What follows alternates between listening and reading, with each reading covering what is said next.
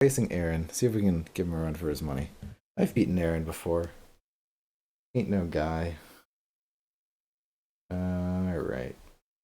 Alright, I see a few things to start off with. One is cool dock here and gate there is nice. But two, that doesn't feel entirely feasible. Aaron says hold demand, which is just wild, but maybe I'll try to just to I don't know, do his thing. Another is carrier could go here, beast go there, cool dot kill carrier. No, that's not really a strat. Another is somehow a shaman goes there, and then carrier attacks that, beast attacks that, and that seems kind of late too. Seems like the best strat is to expose cool duck here. To 4 dice from a warrior. That's just gonna be nuts. Can we really afford to expose cool duck this much right now? I think we can. I think it's a little nuts, but I think we can.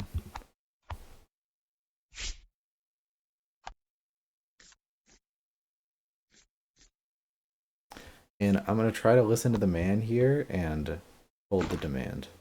That's what Aaron says. Let's try it.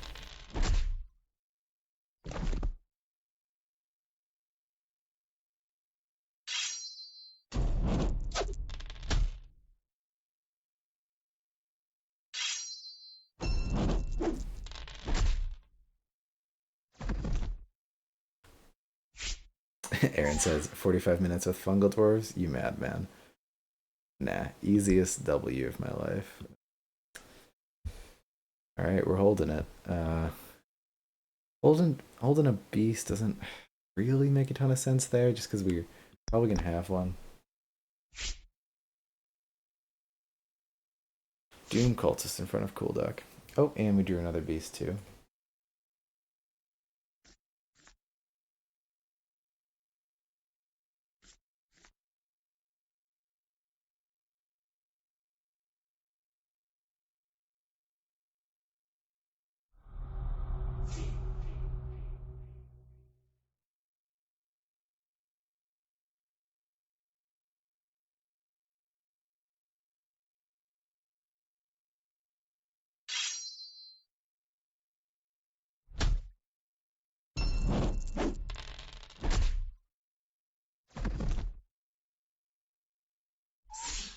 Not punished too hard for this. The beast gonna be nice. I mean, beast can infect whatever's in front. Though we only have one carrier in the pile.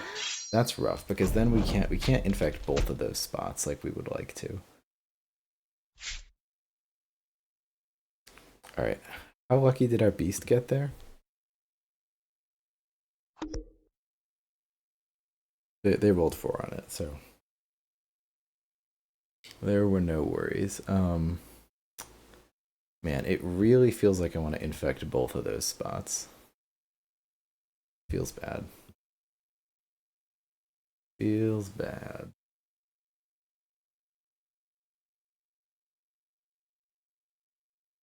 Well, why don't I just not? They have 2 converts up already.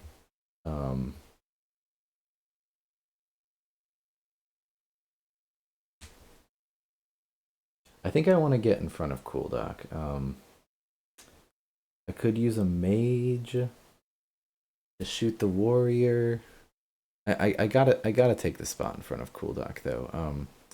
I wish I could have something die.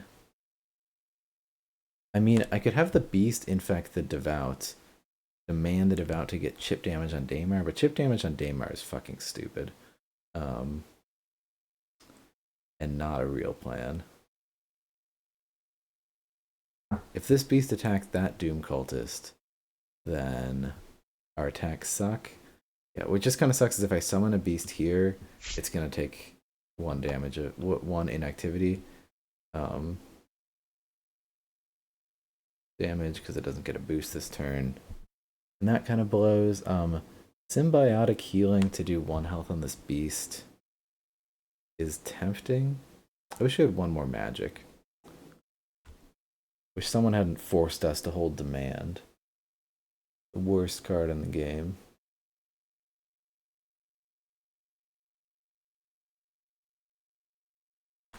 Yeah, this is fine.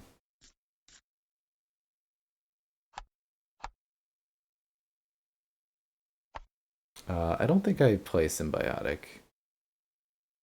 Yeah. Okay. Okay, that's good.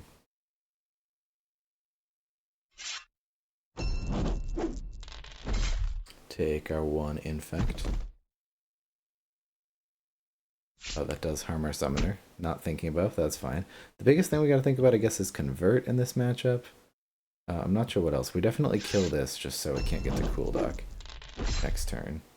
Other than that, the boys are pretty predictable, I think. Alright, we're gonna hold on to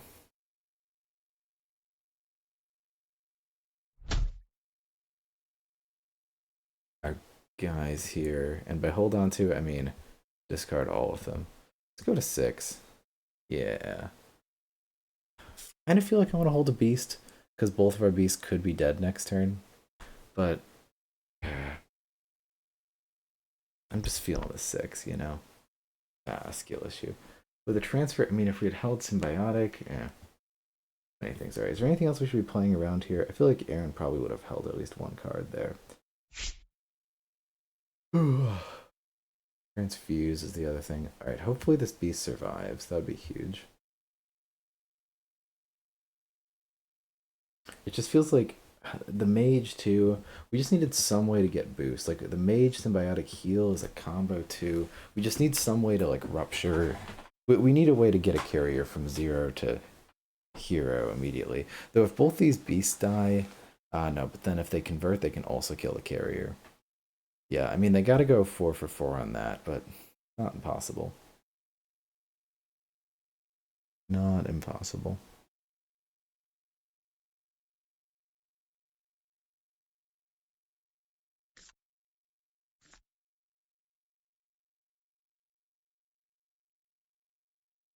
Daemar getting in there.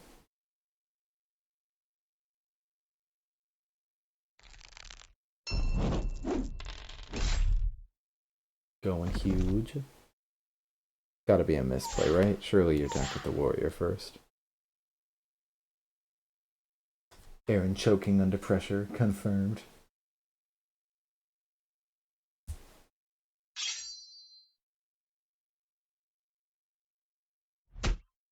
Aha.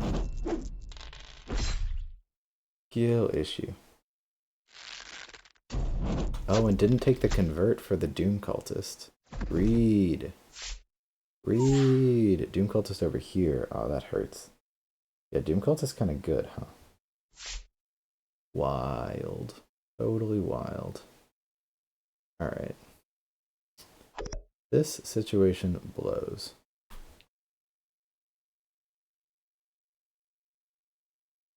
Almost tempted to demand that beast on that warrior or something. Something kind of silly.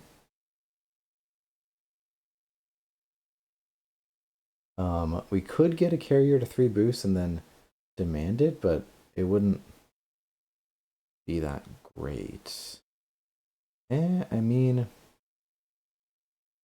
it would let us then get another attack in. I mean, demanding with this beast is alright. Like, surely we gotta infect this, though. I wonder if we retreat. I wonder how bad that feels here.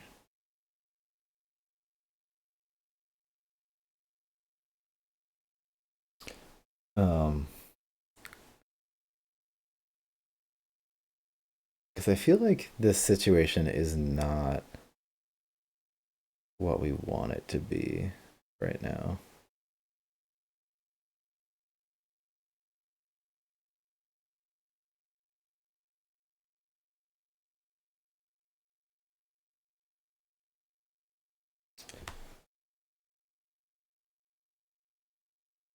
We could shoot Daymar. We could have this beast attack this infect this, and then infect Daymar. That's fine, honestly. It's a little jank, but fine. Sure, sure, sure. I hate putting that carrier there. Just goes against my every instinct, but sure. We're being patient. We're being FD patient.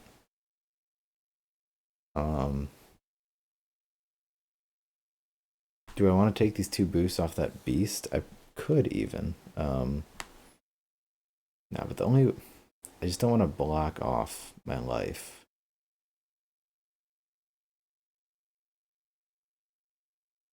And the convert's just going to get even more damage on Cooldock.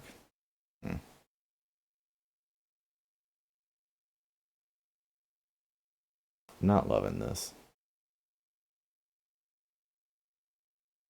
Because how do we retreat once that happens?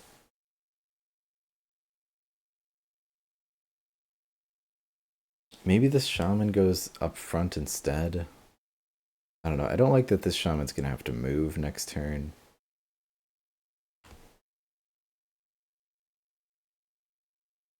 Well, I mean, if it's going to have to move next turn anyway, might as well freaking commit to this.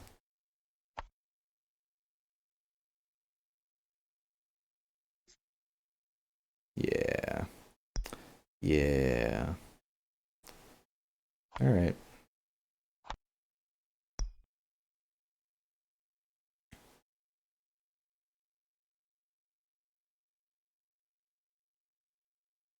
Somehow we're not getting the demand to pop off here, but that's fine.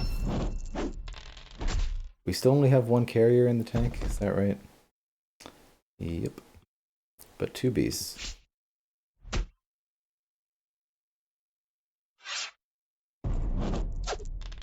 If that missed, I honestly wouldn't even be that miffed. I'm tempted to just shoot Daymar here, especially because we're going to be able to use that 2-2 for later. And this will make him afraid of the demand play.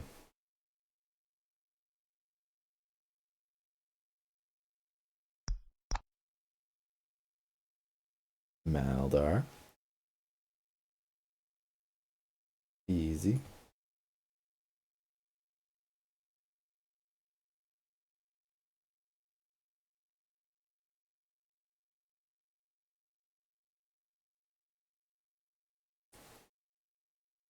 Release spores could maybe be good too.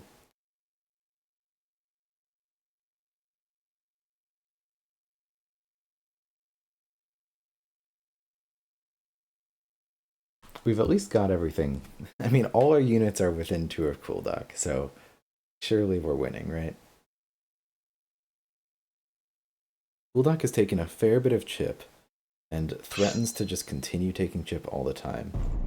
I mean, we're just hoping that eventually the board swings in our favor enough that that stops happening.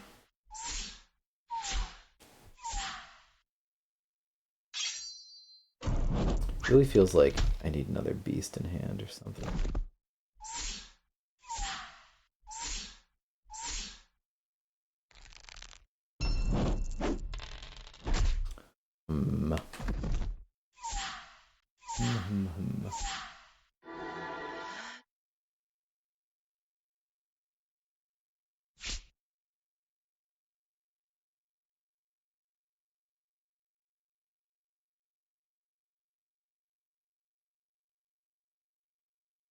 Yeah, we're getting deaded pretty fast here.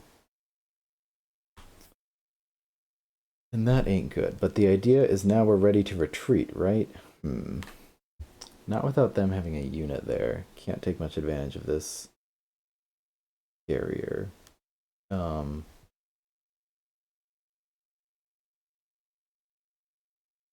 We can make a 2 boosted carrier at least.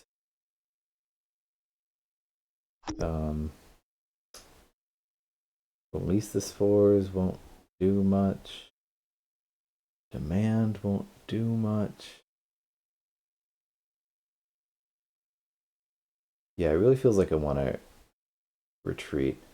Hey Jexic, how's it going? What's been up? I'm kind of tempted to put a gate there. It feels like suicide. Looks like a miserable matchup. From which side, honestly? Or just in general. Your two least favorite factions up against each other. Um, a gate there would just be very funny. It would probably be worse for me than him, but I'm just not loving this setup right now.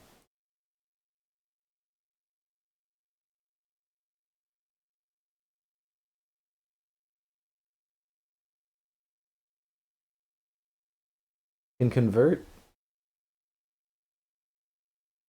can totally steal a 2 boosted carrier. All right, gotta not do that.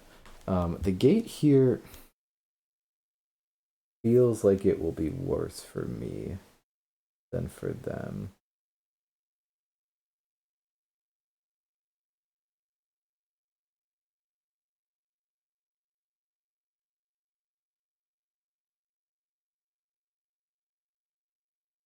Yeah, this feels rough right now.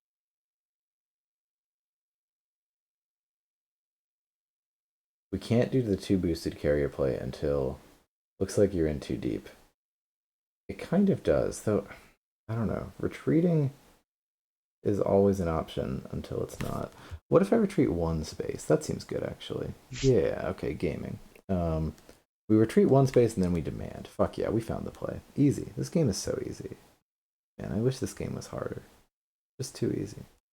Does Maldar just sit here forever? It's probably fine. See, how did it take like 20 minutes for me to see this play? This play is like clearly awesome. Let's not put them on Maldar. Put them on cool deck. Wait. Can someone put boost on my boy over here? That's 1 move, 2 move. Yes, we can. Okay, there we go. Do we want to make it a 3 boosted? Yeah, I am right. After this unit attacks and destroys a unit, after this unit is destroyed. Yeah, so we could make it a 2 boosted carrier, but convert would just destroy the beast that would come out. Though honestly, fuck it, I'm doing it. Like, because otherwise we're just getting hit by a warrior. Like, whatever, make him play the convert. It's 2 boosts. No weight off my chest. This is fine. Beast-wise, we got a carrier. Oh, we still have a carrier. Interesting. I mean, we could release that. Okay, so this is gonna demand attack there, then attack there, then attack Daymar.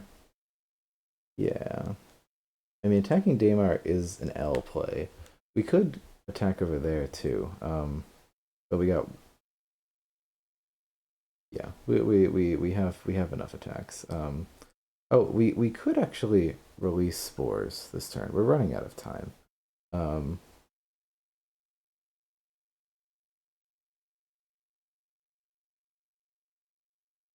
We could almost release spores, but we'd have to move differently. Like, we'd have to summon Maldar there, put the shaman to there, and then release spores behind us. It just feels kind of bad.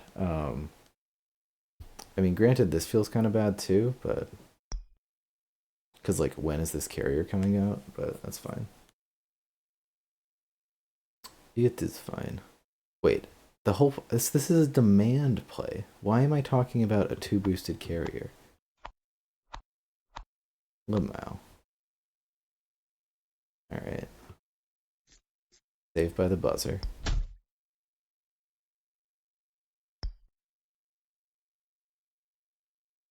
Okay, and we do have beasts in our pile. I know that.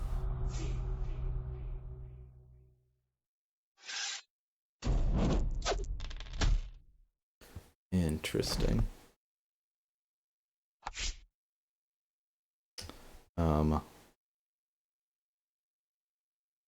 See this attack. Because I kind of want to go for the warrior, but Now this Doom Cultist is in the way, which just makes me want to go for Daymar even more. Fuck it.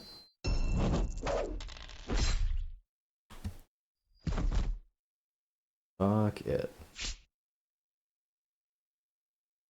Got the roll. I don't know. Make him afraid. Second demand exists. It'll come for you. Alright, what capacity are we at right now? Okay, I know I'm holding release spores, so I can think about what capacity I'm at after my timer's not ticking down. Oh my goodness, thank God. Thank goodness I had another beast, huh? Ooh. Okay. We got 2 carriers, so we're at 3 carrier, 4 beast capacity. About to be all beasts and all but 1 carrier. Okay. Good stuff. Oh, 45 minutes in, this matchup might be spicy. Yeah, right? This is fun. We're not the part where I don't feel like we're losing by a landslide always makes me hate myself a little bit less.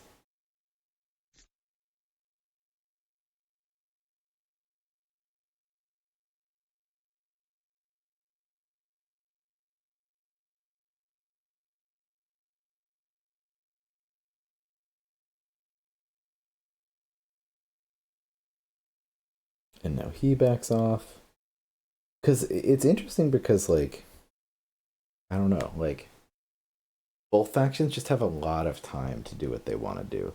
Look at him sitting there at 18 cards. He's so cocky. He just thinks he can do whatever he wants. And I'm not going to do anything about it.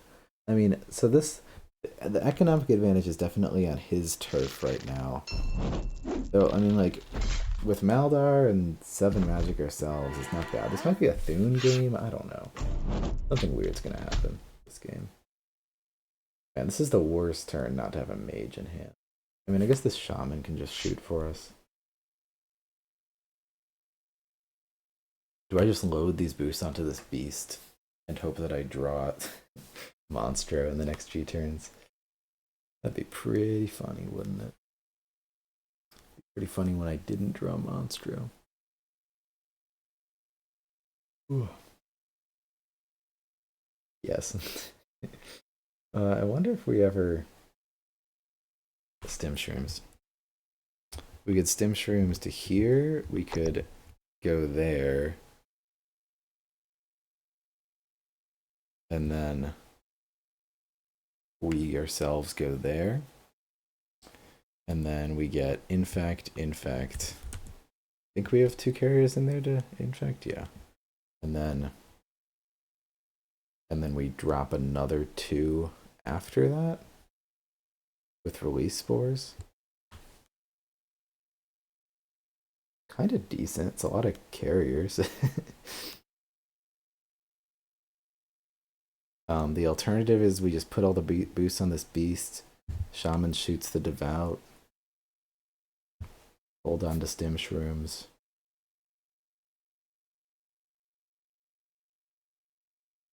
You have 9 cards left. Not that many, is it? I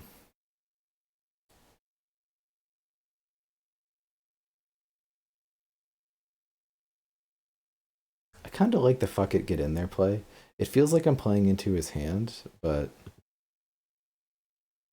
alright, so we're gonna end the turn with all 4 carriers out. Here, here, here, here, and here. We're gonna have all four of the carriers out. It's pretty nice, right? I don't know.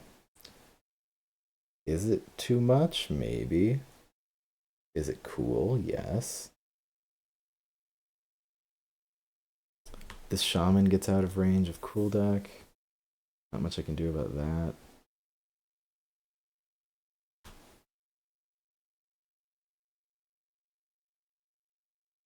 I mean, I can move it up 2 spaces.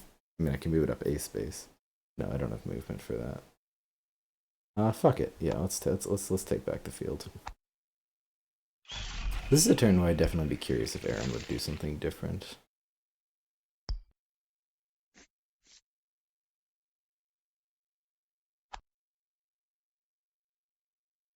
Wait, did we want to go...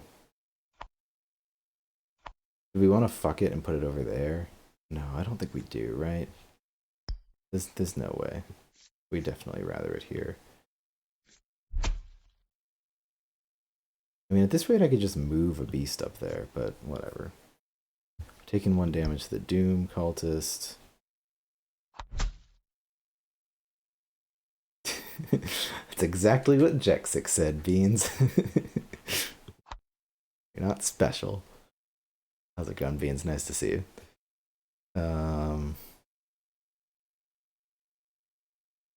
Yeah, good stuff.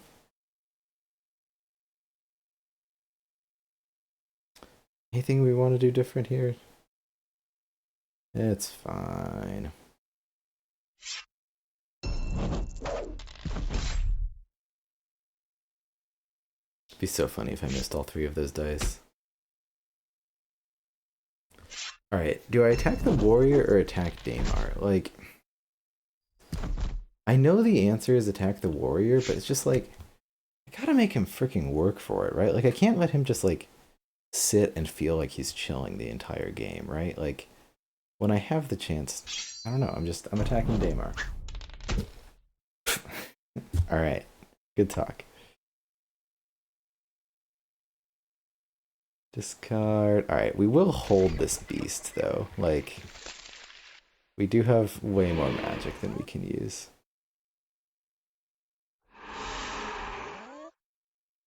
Right, yeah. Wow, we still have 3 mages in there. Damn.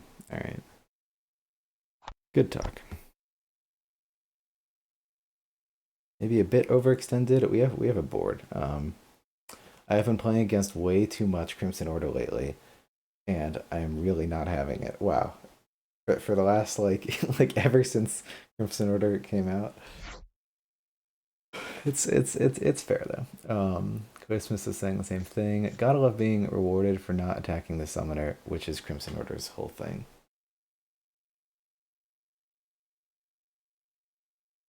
I just like, I don't know. You can only heal once a turn, and like Aaron is very aware of how punishing demand turns can be. Like,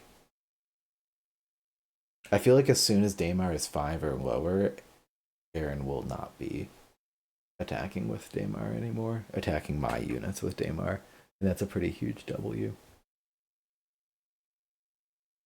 He's just gotten so much value with Priest this whole game. This matchup seems super cool. Because, like, Fungal Dwarves are Fungal Dwarves, but, like, they're just really weak to just, like, Daymar just sitting there and keep pewing down the, in 1 lane the entire time. Like, it almost feels like I want to just, like, recenter. Haha, skill issue. Skill issue. The restraint. The restraint.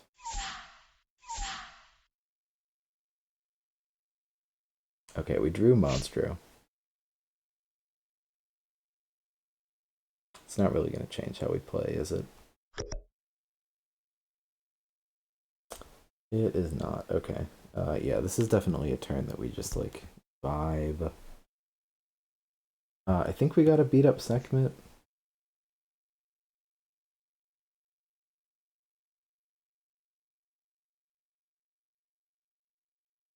How many beasts are in our graveyard? Did I just say graveyard?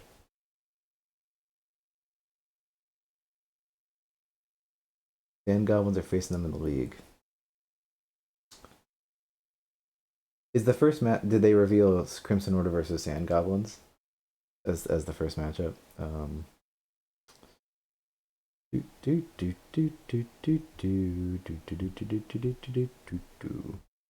many beasts are in my discard pile?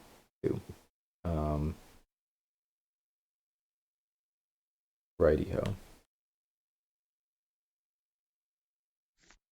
Alright, let's put 1 boost. Let's put them both on. Let's put them both on for good measure. Let that rupture, and that'll be good.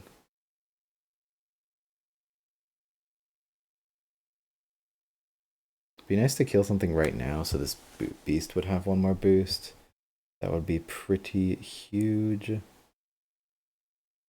I mean, this shaman could move over there. Then just this carrier won't be as good. I think it's fine. I don't think I care. I think it's fine.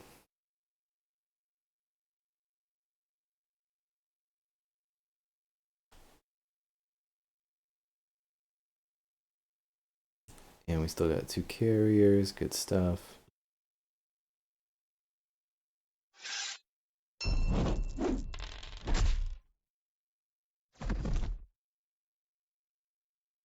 I'm still tempted to freaking hit Daymar instead of Sekhmet. Now you give me a Sekhmet, I'm gonna go for Sekhmet. Monstro is the answer to Sekhmet. And we're not setting up Monstro right now, but I don't know. How can we? Are we really just holding this whole hand? I mean, how can we not? We're gonna play all of it. And I can say that with a lot of confidence in this matchup. That we are gonna play this whole hand. Yeah, this is gonna be a long ass matchup. I don't think I've lost as Sand Goblins in that matchup. Bro really said quick game. Yeah, it might not be quick. I mean, hey, if I time out, it'll be quick, right? No, it'll still be another 40 minutes. Yeah, I mean, a 45-minute clock game can still take like an hour and 20 minutes, right?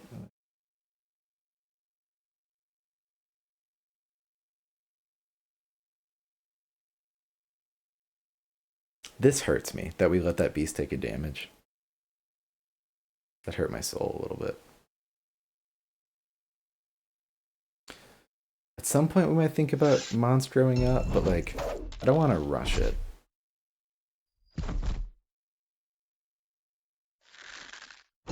It feels like we're doing decent on the trades though. I don't know. It's like, he drops something from his hand and we just get a boy up in there immediately. And then that can double attack Sekhmet. It just seems solid. You are a greedy piece of shit, Aaron. Clip that and send it to him. Oh, never mind. The transfuse exists. I always forget the transfuse exists. God damn it. That makes me feel worse about my life. Dying to figure out this matchup. It seems real fun, doesn't it? Alright, what are our moves here? This. Ooh, that makes me not want to move Kruldak up, which hurts me. Through a world where I just park a mage there. I really wanted to move that carrier there. If only we had like demand. Is there a world where I just leave this carrier here? There totally is, right? And I just move beast and like that's it.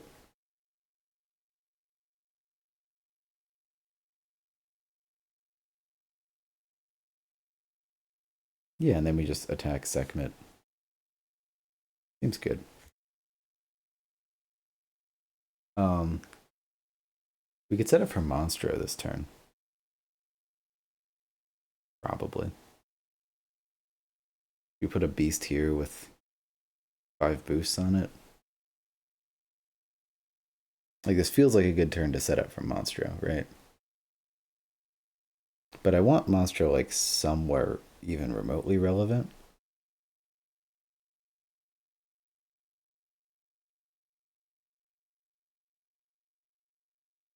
Like, summoning Monstro there feels kind of bad. So do we just continue to not force Monstro? No worse feeling than transfuse. Worse than sex, might even say.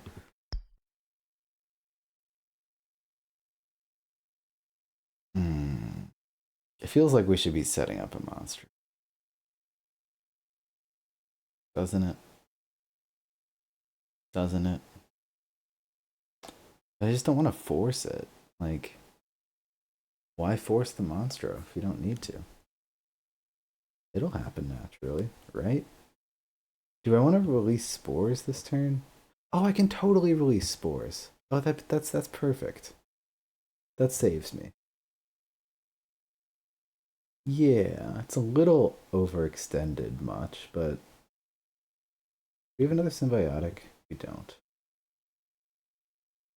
Yeah, we have tons of spores. Okay, easy. Why wasn't I thinking about that? Easiest game.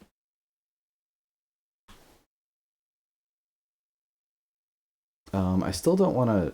I don't want to move the shaman up one because I feel like that's tempting Sekhmet. I don't know. So if I move it up two, then I'm threatening Monstro. That's interesting.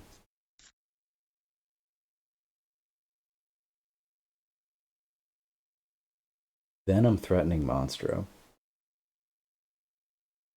That is interesting. Pretty hard to stop that Monstro too, right? And we definitely have the two carriers. Yep. Alright, fuck it. Right? Like what sort of cards would stop that monster after I get that infect? Like a really big shot from Daymar with like Deathrite. Yeah. I don't know. Then he's like Forcus firing that. Build more pylons. You don't have enough magic. Fuck, you're right, Beans. Yeah, Aaron has been much more patient about discards this game than I have. Skill difference.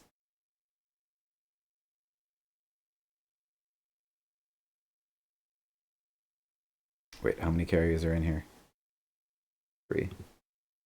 We got one more in the draw pile. Alright.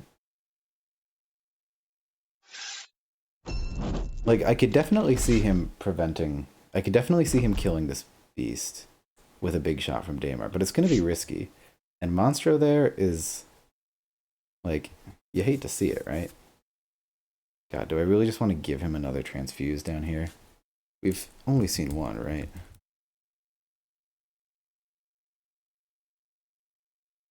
Let's see this attack.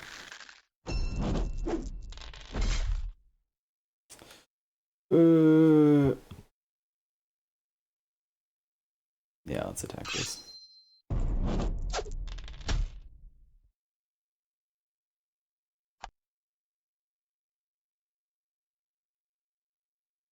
Alright, and we do have beasts in there too.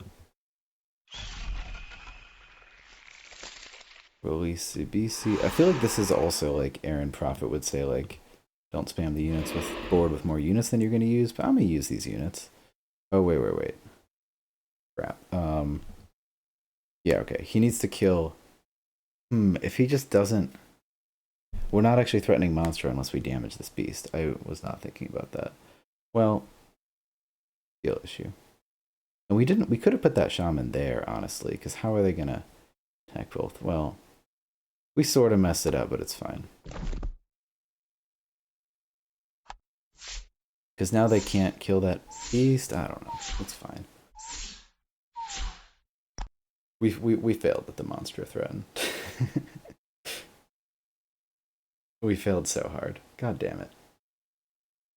Because it's very easy for him to not kill this unit. And that's the only other unit that's going to boost me this game. Looks like he's giving it to me. Giving me the Monstro. And the Monstro counters Sekhmet, so that's good.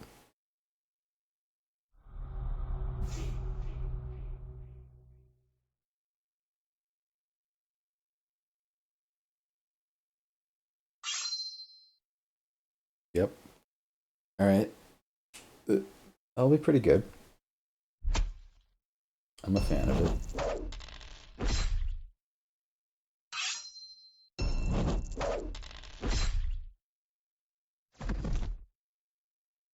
Got another fucking Doom cultist, Aaron. Devout cultist? No, that's being retrieved. Are we gonna infect? We are. With a Doom cultist. And then Surely Sekhmet attacks, otherwise you're taking 2 damage.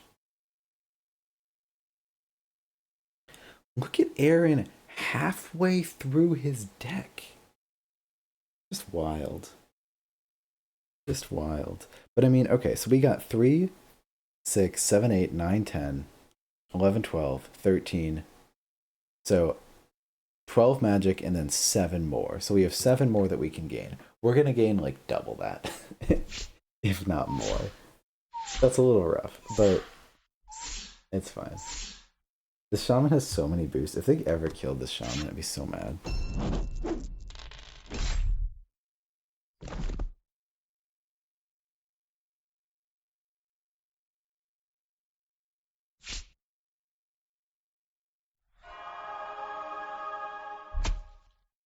Ooh, spicy. That is brutal.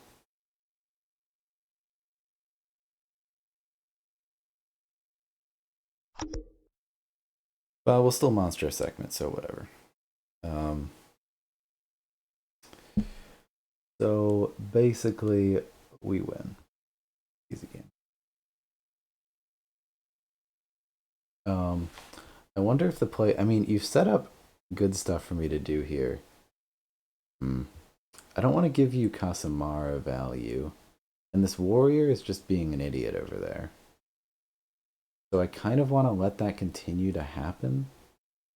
I could drop a beast over there.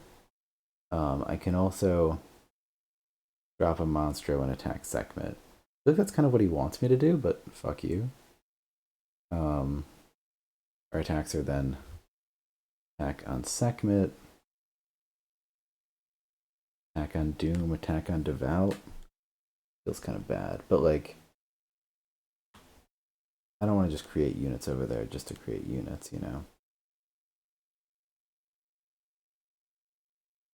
Feels like it's a good time to shoot that with a mage.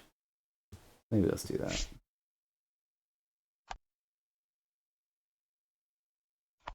And in addition to what we have just discussed, we will also play Monstro. Checkmate.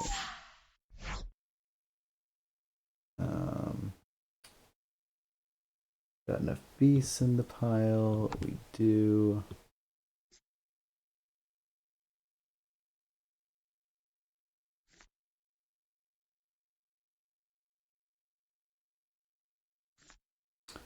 This is fine.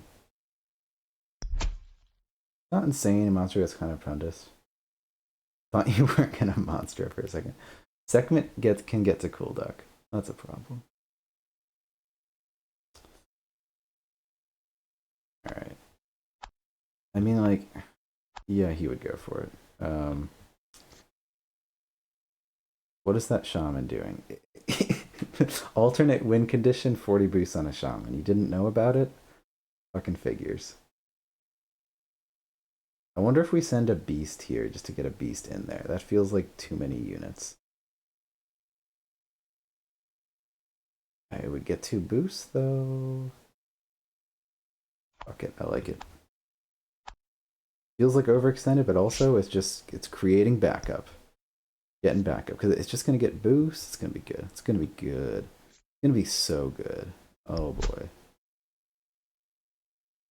We're out of time. Now Monstro can be attacked on 2 sides. On all of the sides. Every side. Fine. And we have the beast. I'm running out of time. Whatever. Monstro's just a pincushion. So like ideally Monstro would only be attacked by one side. Like we would keep our Monstro alive for as many turns as Aaron kept Sekhmet alive. But that's clearly not happening because skill issue. Also, every single Doom Cultist Aaron has ever played has damaged Cool Duck. No, we played around it once. Easy. Got him. I don't know if I need this gate. God damn it, that beast is taking damage. I hate my life. We don't need that gate. Which one do I want to have one more boost?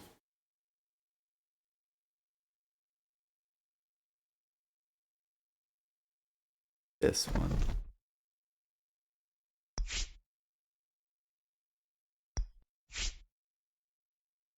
Cool. Yeah, and without having a unit there, could we have just done this turn, but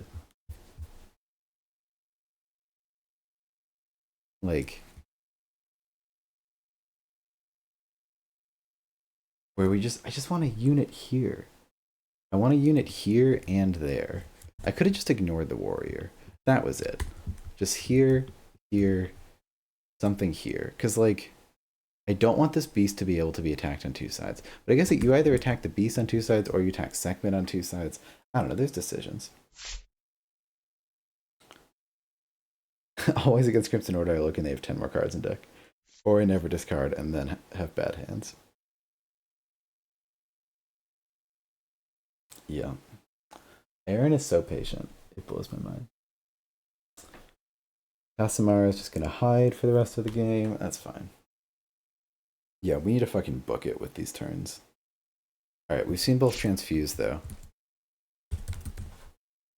And he's gonna hold this one boost on the second convert for the rest of my life just to fuck with me.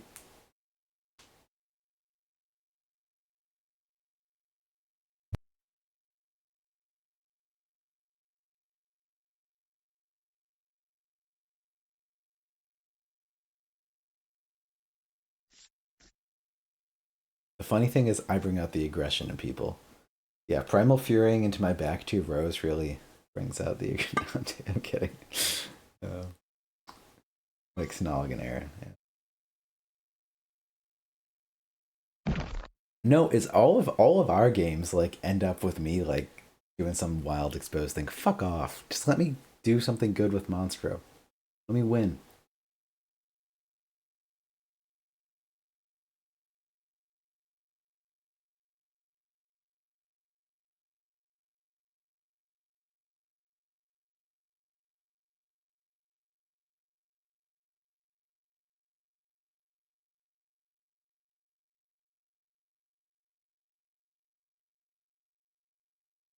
Okay, you know what? It's not too late to do this. I'm doing a prediction for this game.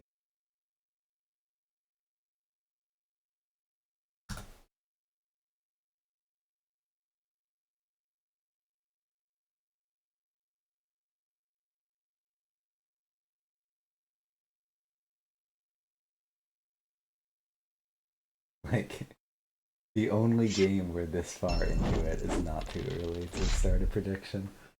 Like, I don't know who's gonna win. I mean, I think Aaron's the better bet right now, but you know, gotta believe in yourself. God, did my Monstro just like drop to 5 health in a turn? I'm so gonna lose this game. Holy shit.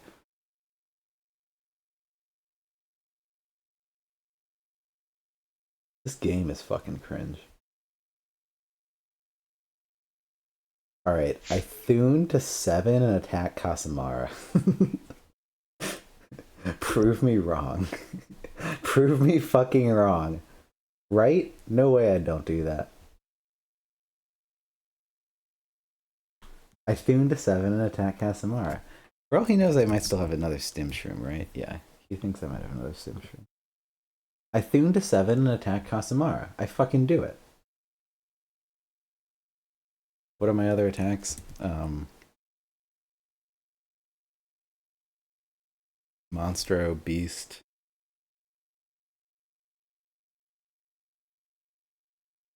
GG too easy.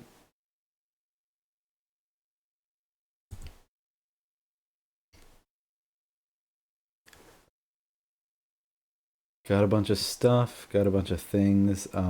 We could start to boost another carrier in the back.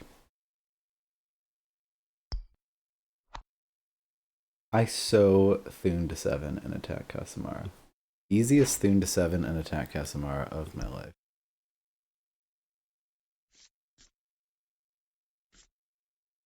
It has never been easier. Just click that button as fast as possible. Okay, I guess Monstro is attacking Sekhmet now. That's fine. Can't even complain.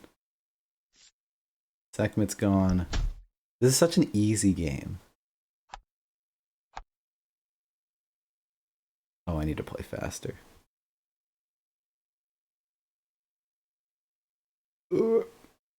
7 out of 7. Right fucking here. I quit. Move away from Daymar. I read that in like a joking voice, but then it's like, yeah, that's fair actually. Like get away from that lane. Ooh. Oh, it's too late. We gotta play fast. We gotta play fast. We played fast. Spend boost, spend boost, spend boost. Damage card. End turn. What did you guys predict? I can't see what you guys predicted. 100%. $75 on Aaron. Alright. Alright. Alright. I'm about to be rich. Yeah, Thune is just countered by warriors.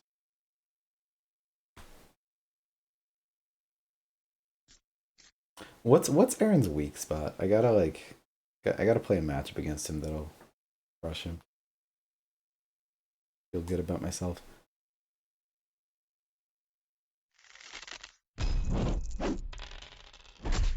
Fuck you. Hey, it lived. Let's go. Let's go.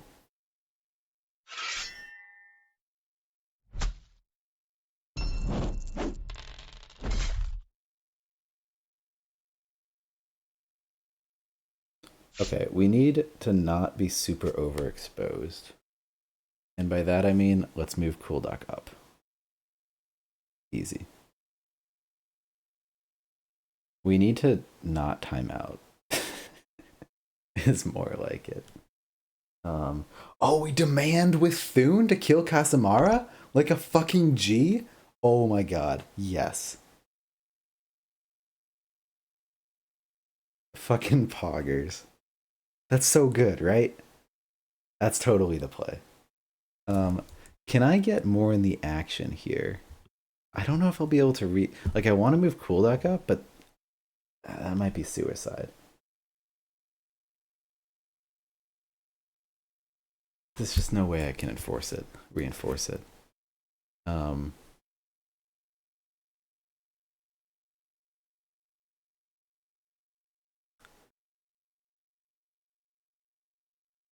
I don't know, just like move my beast here and get some infects. Yeah, it seems kind of bad.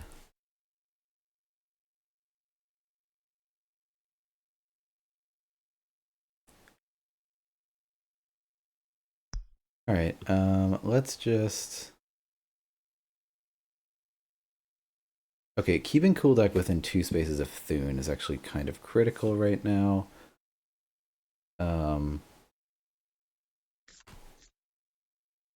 Very critical that we move Maldar up so we get more boosts here. Most important part of this turn.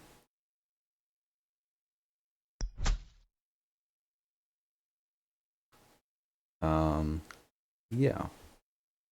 Easy.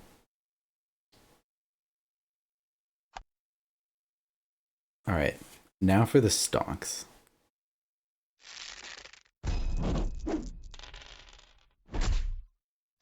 Easy. Now for the stonks. Wait, you can't... you can't... I have a whole ass chat and no one can tell me that you can't play Demand on Champions? I didn't want to, okay? I didn't want to. This is part of the strat.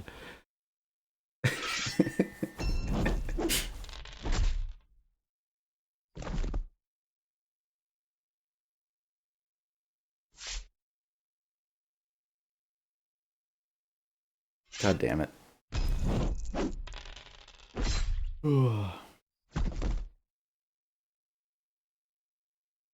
And now both these beasts take a damage? Ah, I hate myself. We're gonna lose this game. Shut up, Jaxic. We also have 8 minutes and he has 26.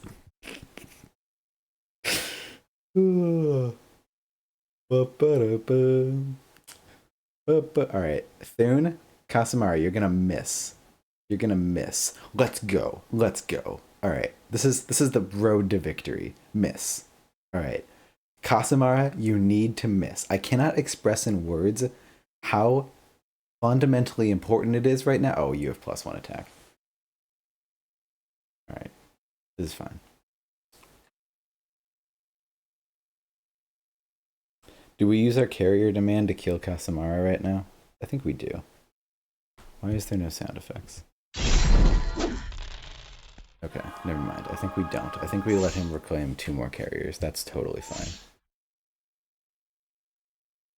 I need boosts. Stop.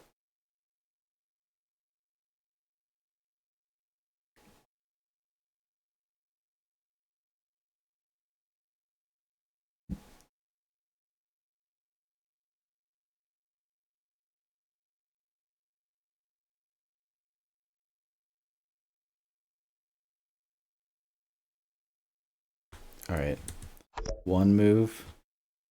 Okay, we gotta get boost onto that carrier, right? Is there any way to do that? No.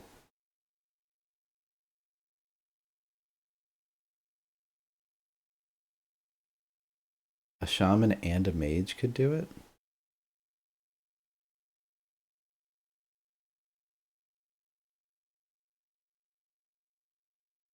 If I go here, but we gotta just kill that priest with Monstro, right? That's just so easy.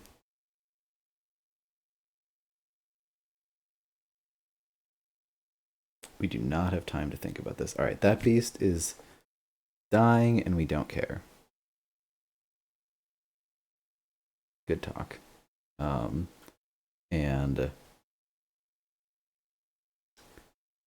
if we could get another carrier to rupture within 3, still don't have time to think about this. If I could just send 1 mage over here to just boost this guy once, and then I do this move, and then all I'd have to do would be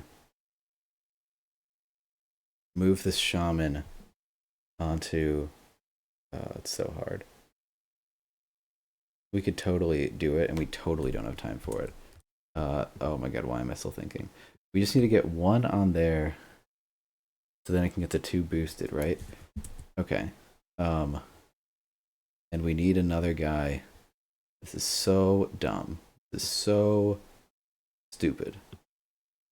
This is so dumb. My goodness. Oh my goodness. Oh my goodness. Gotta go. Gotta go. No, I don't have the moves for this. I gotta move Monstro too. Why was I thinking for this long? Just go. Just take your turn, Ben. Oh my goodness. Oh my goodness. Okay. I don't know. We're moving over here. Alright.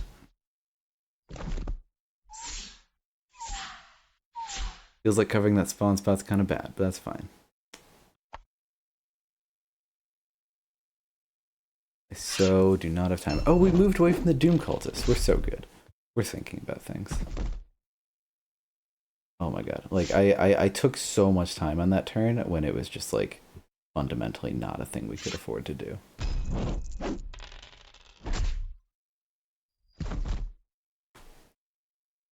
Alright, we're just gonna try to keep the pressure up. I hate myself.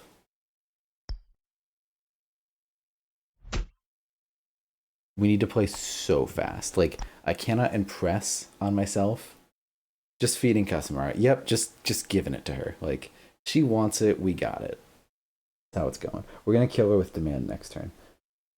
There is no more thinking. Like, I need to play 30-second turns. That is my only chance at not timing out. I have not wrapped my puny brain around this fact yet. Like, I just need to believe in my instinct here. Like, the plays are not going to be optimal. They can't be anymore. Like,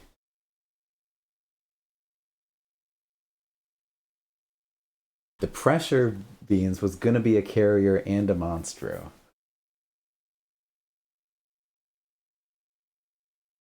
but we missed. All right, how many? We got to know this beforehand. We got plenty of carriers and beasts in our discard.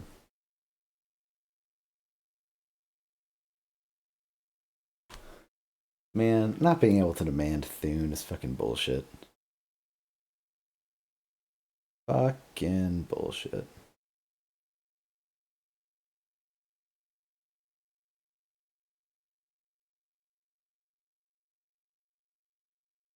Look at you, just taking as much time as you want, Aaron. Nah, nah, nah, nah, nah. I hope this misses. I hope this misses and I get to attack for 5 on Daymar.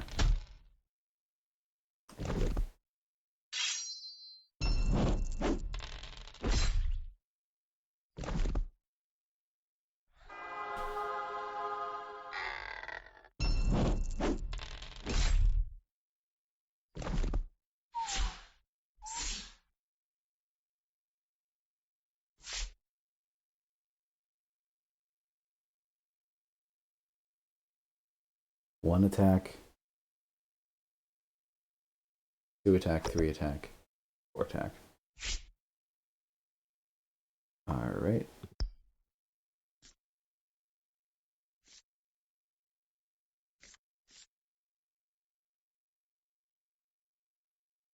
We are not thinking, we are playing.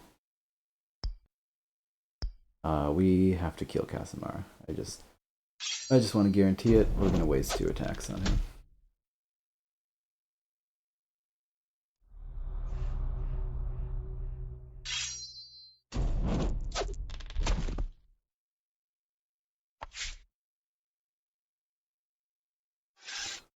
Ooh, like, being able to play the rest of this game, like, even just clicking the buttons fast enough to play the rest of this game without timing out is gonna be so difficult. Like, we cannot watch any animations.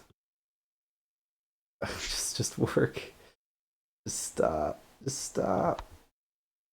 Spend, spend, spend, spend. Thank God we have all this magic. How long did that turn take? Like a minute? Like, literally we took no time to think and it took a minute. He just needs to stall me out. He just needs to stall me out.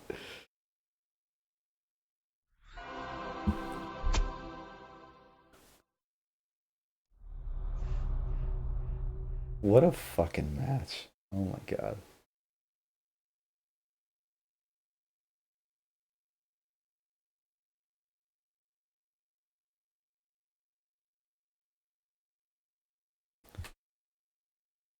Alright, beasts, carriers, we got plenty. Beasts. We only have 1 beast out right now, is that right? Yep. Yep.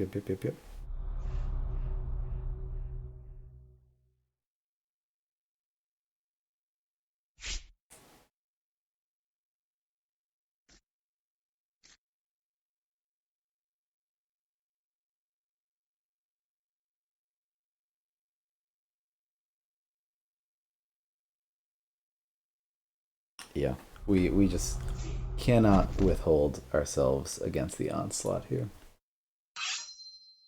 We need our really our only hope for a victory was like some sort of like demand play on Daymar or something. I don't know. There wasn't much. Aaron lost the league finals, taking out his frustration on poor Benny here. I know, right? No, it's not fair. Not fair.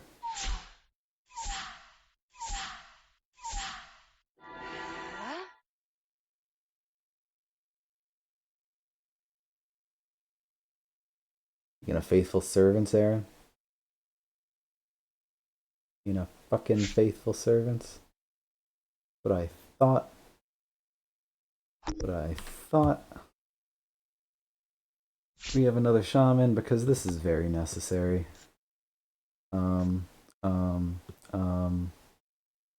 Why do we have another shaman? What? This is purely bad. Why am I back? I cannot beat back the instinct to hit the undo button.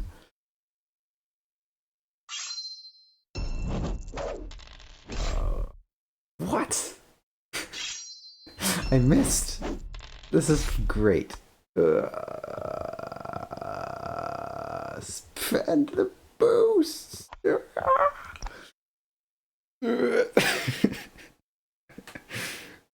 We have done this to ourselves. Like, we should have known so long ago that we just needed to go. And yet we didn't.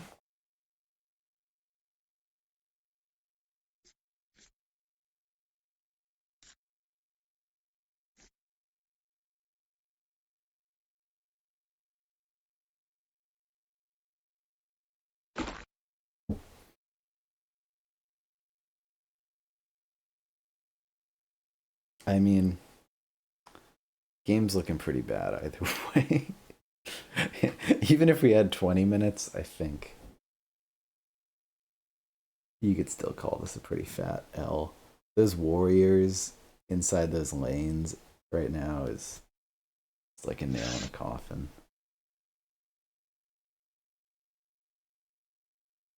Thank God we have 27 boosts on that shaman though.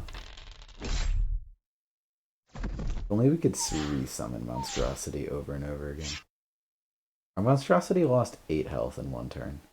So you know you're doing something wrong. Live, live, live, live, live.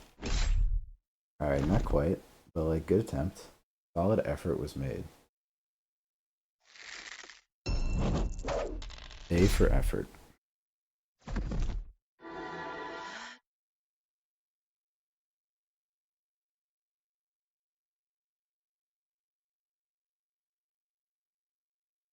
My finger is ready. I'm ready to play. I'm ready to go. I'm ready to trade my last trickle of units against his onslaught. Stop it, stop it, stop it. 3 for 3.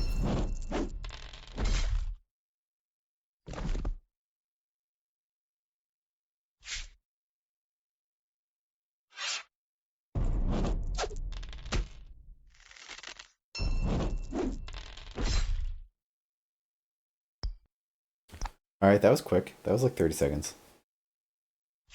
With Onyx Tome, that's interesting. I wonder if there's just a build that's just like stall it out so you have this sort of situation with a shaman with 28 boosts, and then just summon Monstrosity 3 times. Vesnabrana is in fact very good here. And against Fungivores in general. This game is over. But the real BM is he's got to take me to the timeout victory. I'm not doing it. Even if we get to like 30 seconds on the clock, I'm just passing turn. We're not losing a timeout. I'm not doing it.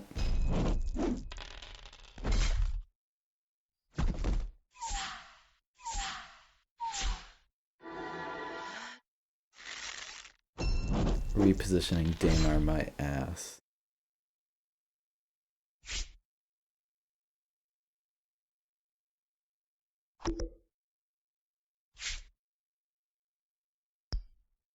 You know what? Fuck it. Let's attack Vesna twice.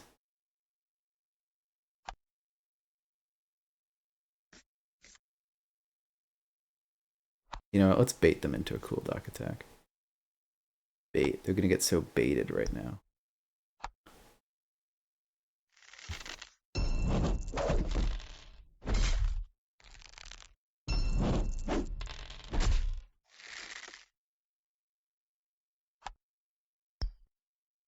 Get baited, Aaron.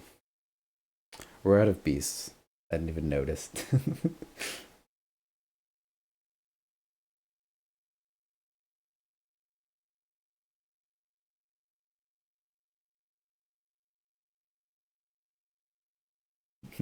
Aaron was like, yeah, I have like an hour. Like, I can play a game with you. Sorry, Aaron.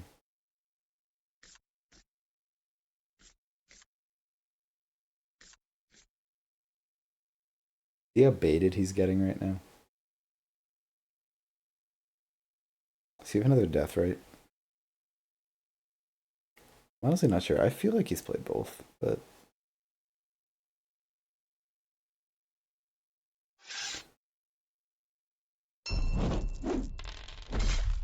This bastard won't even go for Cold Dark.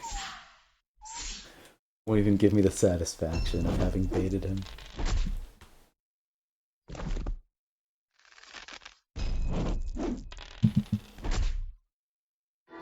Easy.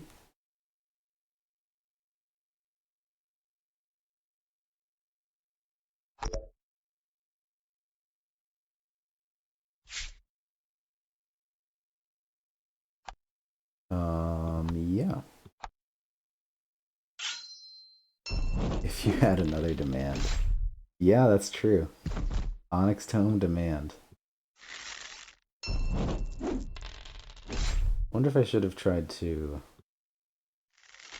do something different and like attack that priest.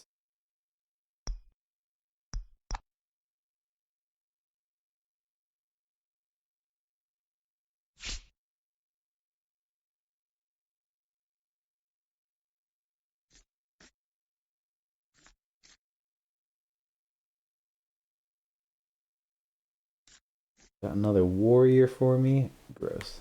Should have put that mage one spot back. I thought about it, but I was like, nah, that'll just get murdered.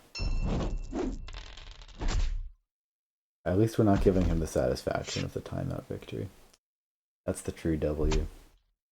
It's the only W we're gonna get.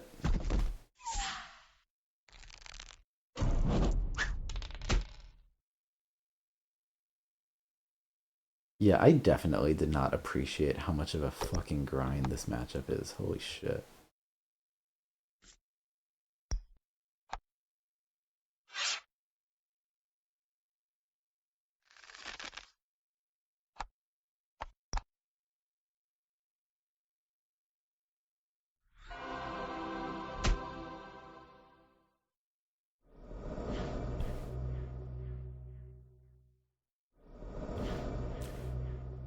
Well, it's been a good run.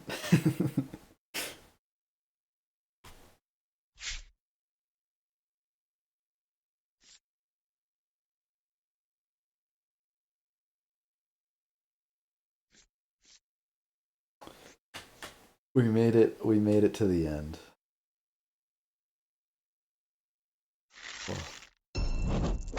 In the world where he misses and then doesn't have a faithful servant. G G G G G G. Oh my goodness. Sitting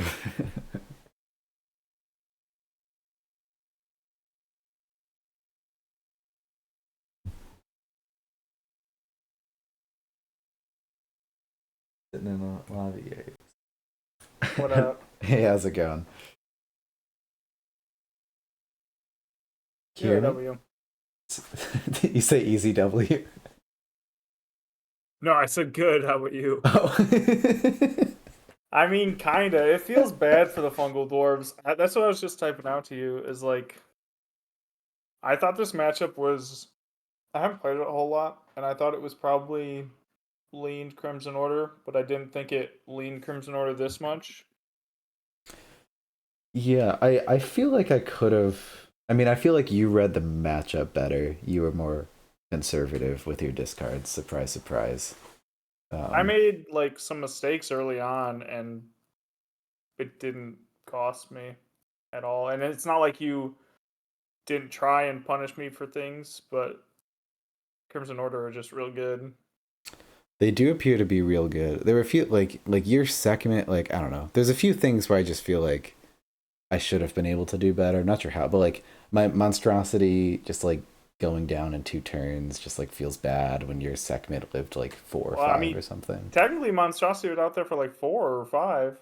Monster? Oh yeah, yeah. Well, I guess that's true. Took a ton of damage in the first turn. Went down to 5 health in the first turn. I guess I just considered it dead immediately, but then no, it I did think it continue to. lasted 4 turns because I whiffed on the third turn. Because the second turn, I took a swing at it for 5 dice on 5 health and hit 4 for 5, Yeah. which was real good. And then the next turn, I was like, it's got 1 health. I'll just swing 2 range dice at it. And nope. And the skill issue strikes. Yep. Yeah, yeah. Well, that's great. I'm sorry you said like, oh, I got an hour, and then we play that monstrosity of a game. But No, you're good. feel free to dab out. But yeah, No, that's I and no rush. I don't have an hour was just like a rough estimate. yeah, yeah, I don't gotcha. have a hard It's out a right now. it's a fun matchup. I definitely replay it sometime, and like swap sides. I don't know. I wouldn't be surprised if you're right, and it's fairly Crimson Order favored, but I feel like Yeah. I feel like I can give a better go at Fungal Dwarfs. I don't know. I thought she played pretty well for the most part. Crimson Order, I feel like they just give this impression that they're gonna be easy for like Fungal Dwarves or Fallen Kingdom to like just infect and just take over. But despite having the two costs or the two health, I mean, they Yeah, also have the warriors that can just chuck all the dice. yeah, no, So that just makes it real tough because I can take down a 4 health beast in one shot, or like against Fallen Kingdom, you can one shot a carrier fairly easily. And so the infect strategy really just doesn't work as well as you would hope against Crimson Order. yeah.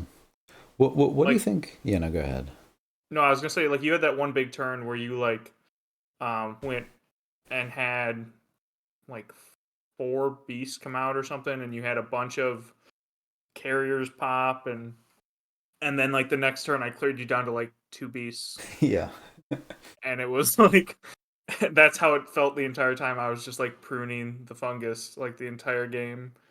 yeah. I mean, like what gets me is like I never felt like my fungus was like particularly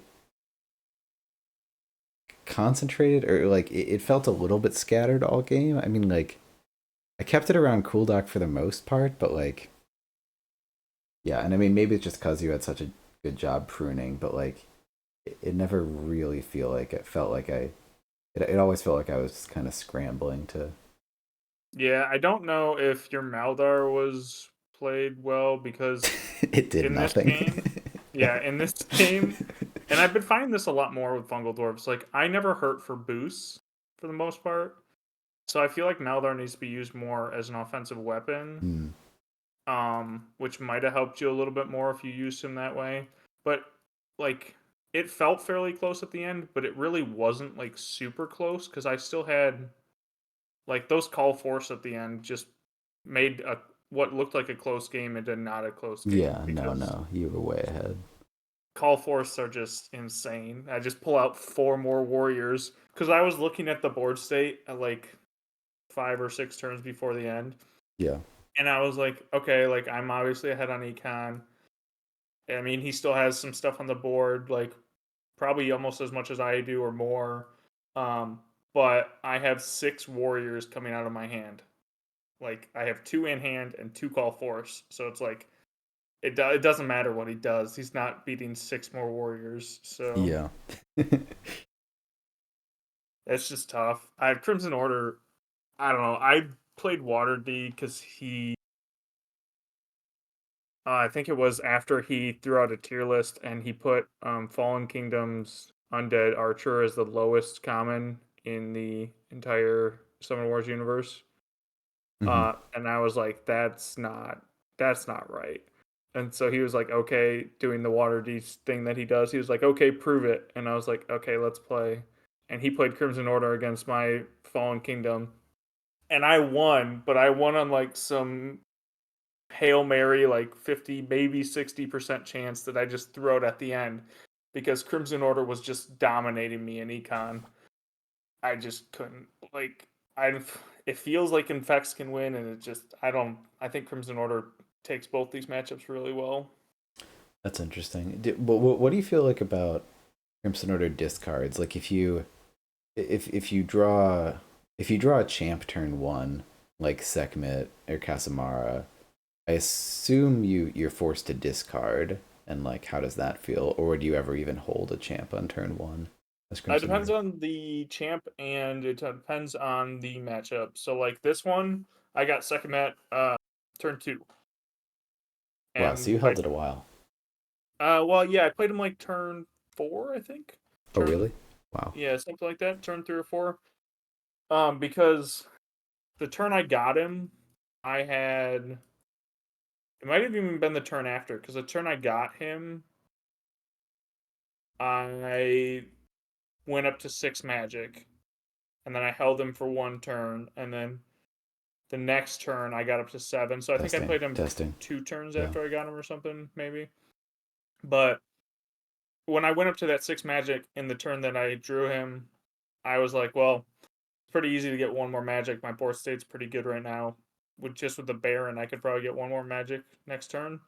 And I knew with playing against Fungal Dwarves, you're gonna feed me a lot of magic because the carriers are gonna keep coming out, and I'm just gonna keep taking them out with the Baron. Do you have the link to that game?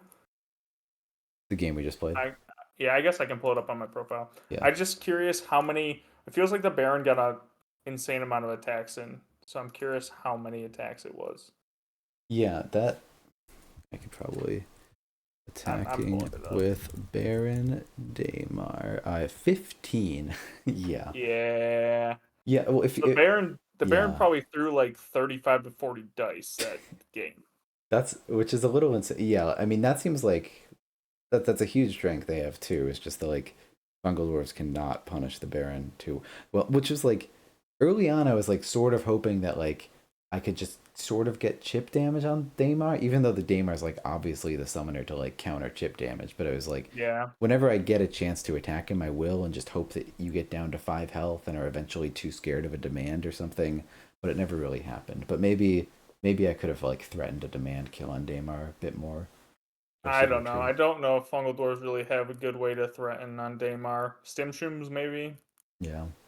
Um, so yeah, I inflicted. We both inflicted an insane amount of wounds. We rolled both that game 167 dice Oh my goodness. each. Each. Baron Daymar rolled 63 dice in 15 attacks. That is so. What's the average per attack there? He was 45 for 63. 45 or 63, But and the he on average averaged dice math, thrown man. is a bit over 4. Yeah. Yeah. Yeah, it's 4.2. Yeah. No, that's insane.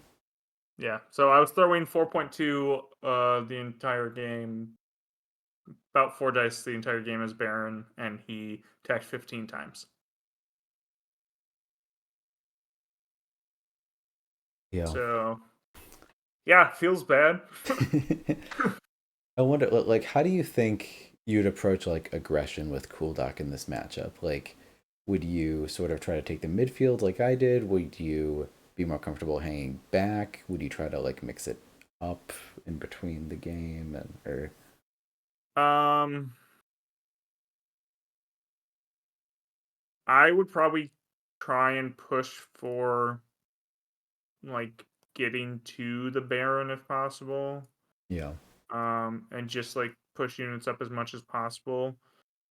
But maybe blocking summoning spots if possible.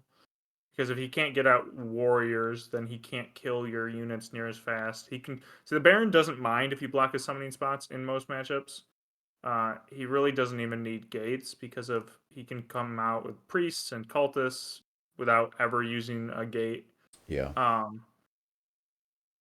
but in this matchup, if you block his gates, then he doesn't have a whole lot to deal with like war or with beasts. Like his warriors are his way to deal with beasts. And so he's gonna lose the trades eventually. But to be honest, I don't know if this matchup I don't have a good plan as Kuldak going into this matchup. I haven't played it a whole lot, but I've yet to win it. Um and I don't have it figured out yet, and I don't know what to do as Kuldak. Uh, Kuldak's yeah. actually, I don't know, he's been feeling real weak lately, so I think he needs to be put on a shelf and retired. All right, I'll just quote that and end it here. Yeah, I Did mean you? that No, go ahead. that might be not a surprise coming from me because I've been hating on Kuldak for a little bit now, or a big surprise coming from me because I don't know, I'm one of the top Fungal Dwarves players, but like I Kuldak's he's been getting worse and worse with every deck that comes out. I just don't like. It just felt like so many people were being like, "Cooldock's not feeling so good. Please don't nerf him." And then they still did the nerf. But that's just me being salty. I mean, I there's don't know. also tons of people who are like, "We hate Kuldak still. Please nerf him again." And I'm like, "No, no, please not." Like, Oh, I even top players that I talk to sometimes are like all the time just saying Kuldak still a top five, top three faction. Like not that long ago when we talked to Water D on the podcast, we get into it. You hear just like a brief amount of us getting into it, and I yeah, tried to refrain when we're doing like a faction overview for something else, not to be like, "Well, I think your takes on that are real bad," and I'm gonna now debate Fungal Dwarf tier list for like half an hour with you. But yeah. he said at one point that he still thinks like Fungal Dwarves are top three, and Interesting. I was like, there's no way. Like, That's that's wild. if But like, yeah, I mean, the amount of bad matchups they have, there's no way they're top three. Like you take a faction like High Elves or a faction like Swamp Orcs, which are newer factions, and we're still finding their power level, but like they don't have almost any bad matchups. Like I can yeah. count on like three fingers how many bad matchups Swamp Orcs and High Elves have, and Kuldak has like 10 right now. So Yeah. I wonder if there's an aspect of like just like not fully understanding a faction and how it works, leading to like either inflated or like deflated perception of how powerful they are. Like for myself, like the cloaks, I still like I'll play them and some games will go very well, but like I still just it just feels like there's like a step one, two, and three question mark. Step three profit is just like sort of how I think about them still. Like I don't quite get how you get there. And I'm get like and Waterdeed says he avoids playing fungal dwarfs like the plague and does not yeah, enjoy it, doesn't want to. So like I wonder if there's just a, like and I avoid cloaks because I just don't know how to play them and they scare me. And so like but I would rank them super high because like I lose to them all the time and they seem to do really well against like pretty much every faction. But like I don't know. So I wonder if there's some aspect there of no, I just think there not fully definitely is. understanding. Yeah. I feel the same way about Shadow Elves. They're probably my worst faction and probably the faction that I understand the least and also one of the factions I rate like the highest because I Yeah. lose to them all the Yeah. time. And part of that's because a lot of my games for the longest time were with Fungal Dwarves and that's like their worst matchup. Well, not anymore. Uh, Oh goodness. it was their worst matchup and then Swamp Orc said, yeah, we'll double that. So but anyway, so I think there's a lot of that, and Kowloon for the longest time was talking about that in the discords and like saying, "Hey, like just gotta learn how to like fight each faction, and each faction's different, and fungal dwarves are more different than most." Um, but that's why like when I see people like saying fungal dwarves are still really strong, or that they think fungal dwarves are really strong in a matchup that I don't think they're really strong in, I'll come in there and be like, "Well, I think you just got to learn how to like play around the fungal dwarves in this matchup because I like almost never lose to fungal dwarves anymore.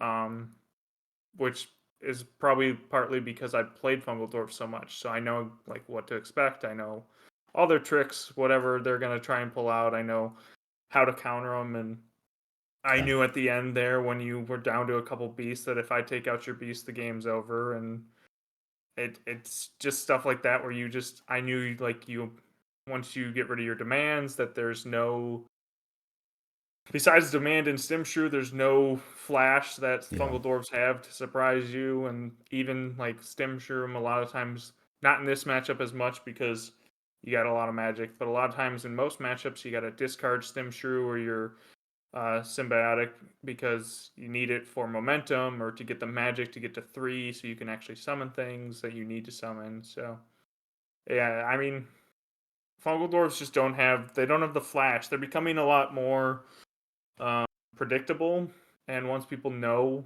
how to like play against them and how to predict them, they're gonna be fairly beatable by most people. Interesting. But don't play them against Swamp Orcs. I haven't. You're now saying this so much that I like. I want to play him against Swamp Orcs. I mean, you can. We can play that matchup sometime if you want, or you can play somebody who's better with Swamp Orcs. Play Yeah. Vexer's Swamp Orcs against them, and Goodness. uh, yeah, Well, probably take 2 weeks off after that because it's gonna be rough. But I remember the last time you said that there was a Fungal Dwarfs matchup that you just don't know what to do against was Shadow Elves, and I think mm-hmm. we had this discussion a few months ago. Do you feel like at this point you have a line for Fungal Dwarves? You know what to do, or still just as confused? Sort of. I do know what I should probably do against Shadow Elves, but I still think it's not a winning strategy. So Vexer actually reached out to me out after the last Flat Hat tournament because he was watching one of my games, and he thought I played really, really well, beat Sips Shadow Elves Yeah. with my Fungal Dwarves, but I also rolled really well. And if I had rolled really well in that game, I probably wouldn't have come away with it, even though I thought I played, like, as Vexer put it, the perfect strategy to beat Shadow Elves as Fungal Dwarves, but it's still like a losing strategy. Like, if you play it perfectly, which what he suggests doing and what I did, I we talked after. So this is going way back, but back to the Yeah. tournament champions when Vexer and I were in the championship. He was playing Shadow Elves, and I was playing Fungal Dwarves. Yeah. In the first game, I tried to be what I normally do with Fungal Dwarves is like control the midfield, be aggressive, get up by their gate, play that area, and he punished me very easily. He would like got rid of a lot of my blockers because of their Shadow Elves, and he like easily took down Kuldak. And then when I tried to retreat because Kuldak was at like 4 health, he brought out Savara, and I had no options. Like Yeah. so in the second game, I did the opposite. I pulled way back, tried to build up from the back, and tried to then press forward at the very end. And this can work somewhat, and it, but you still need to like roll really well and get like a lot of 3 out of 3s to take units over with as beasts for it to be like possible to win. But Yeah. that's what after I played that second game with him, it was closer and it came down. It wasn't like it was pretty close, but he still won with like a couple units left. And I think Slundar was still at like 6 or 7 health or something. Yeah. But he like reached out to me after that game and he was like, "That's the strategy I think that Fungal Dwarfs have to take against Shadow Elves." And I was like, "Yeah, like, that works a lot better than the first strategy I did, and I think it's the best option they have, but it's still not a good option." And we talked about it again after that game I played against Sip because he was like, "Oh, that was a fantastic game. You played amazing and like you beat Sip when in like one of Fungal Door's worst matchups." And I was like, "Yeah, but I also rolled crazy. Like I was Yeah. rolling 4 out of 4s with mages like nonstop. It was absolutely insane. Like any roll I got, I needed, I basically got in that game. Which Yeah. if you get the rolls, you're gonna win the game. So yeah, I don't. The only strategy against Shadow Elves that I haven't really tried, and this might be a viable strategy, is if you get a gate early, just like rushing them. Hmm. And Fungal Dwarves don't really do rushing well, Yeah. but I think that might be their only other option against Shadow Elves and even against like Swamp Orcs or something. Like they can't beat Swamp Orcs in the long game. It's impossible, and they will get assassinated if Kuldak's in the middle. Vine Masters will just pull things out of the way, and then Mug will just one shot Kuldak to the face a couple times. Yeah. Um, but if they push forward fast and can like block summoning points and get in like the way, that might be another viable strategy against Swamp Orcs and against Shadow Elves. Because Shadow Elves and Swamp Orcs both struggle when you get up quick and you rush them. The only problem is Cool Deck doesn't really have the tools to rush people. Yeah. So you would need like an early gate, an early stim shrooms, but if you get it, it's possible. Maybe. I've never done it, so it's maybe possible. Yeah. I that's interesting. The strategy you talk about, I need to. I mean, like I saw the Tournament of Champions game, and I'll watch the one versus Sip too, of just like totally staying back with Fungal Dwarves. Just like Mm-hmm. seems so weird to me. Like, and I mean, you've used it very effectively, so I 100% believe you. That But it the other thing works. about It's the Sip just game is yeah. Sip didn't even bring out Samara once. Mm, He brought out Lucian instead, which I thought was a mistake. Because Samara is brutal in the Fungal Dwarfs matchup. yeah. Um, so I don't. If he had brought out Samara, I'd probably maybe even still lose that game because it wasn't like I won handily with those rolls. It was like I won a close game, getting all the rolls. So, Yeah. but I no, I'm curious. I always say those matchups are like 60-40 in favor of the other faction, but I don't know for certain. Could be a little more, could be I don't think it's less, but This is almost the just clicking through this game real quick. It's and feel, please dip out whenever whenever you have to. But like it's reminding me of how Vexer played Crimson Order against Shadow Elves in a recent video we did. Like he just shocked me with the take of Daymar does not leave the back two rows the entire game. mhm. And he'd just sort of sit in the back, and then he'd sort of send up his like units in troves, like one at a time to take at me. And it just feels like a losing strategy because it feels like your units will be overextended and um just get sniped down. But it he crushed me with it, and I was not expecting it. And yeah, Yeah. yeah. Um I don't know if that's a like an actual winning strategy for Crimson Order because I did the same thing against Stuffy and I did not win that game. Yeah. And like it was close, but Stuffy at the end just like shot me with Glinting because I had nowhere to go. And Yeah. but yeah, I got some real good rolls with yeah, like that one. Yeah, yeah. Yeah, well, it's interesting stuff. Like I feel like Mongol dwarves. Yeah, I'm still figuring them out. Like maybe more than any other. Like they're I love how weird they are. Even if it's time to put them on the shelf, still tracking their mysteries. I think Stim Shrooms might be one of their most important cards in these matchups because Fungal Dwarf's weakness, and this has always been their biggest weakness, is like they can't close space to save their life. They don't have any movement. They don't.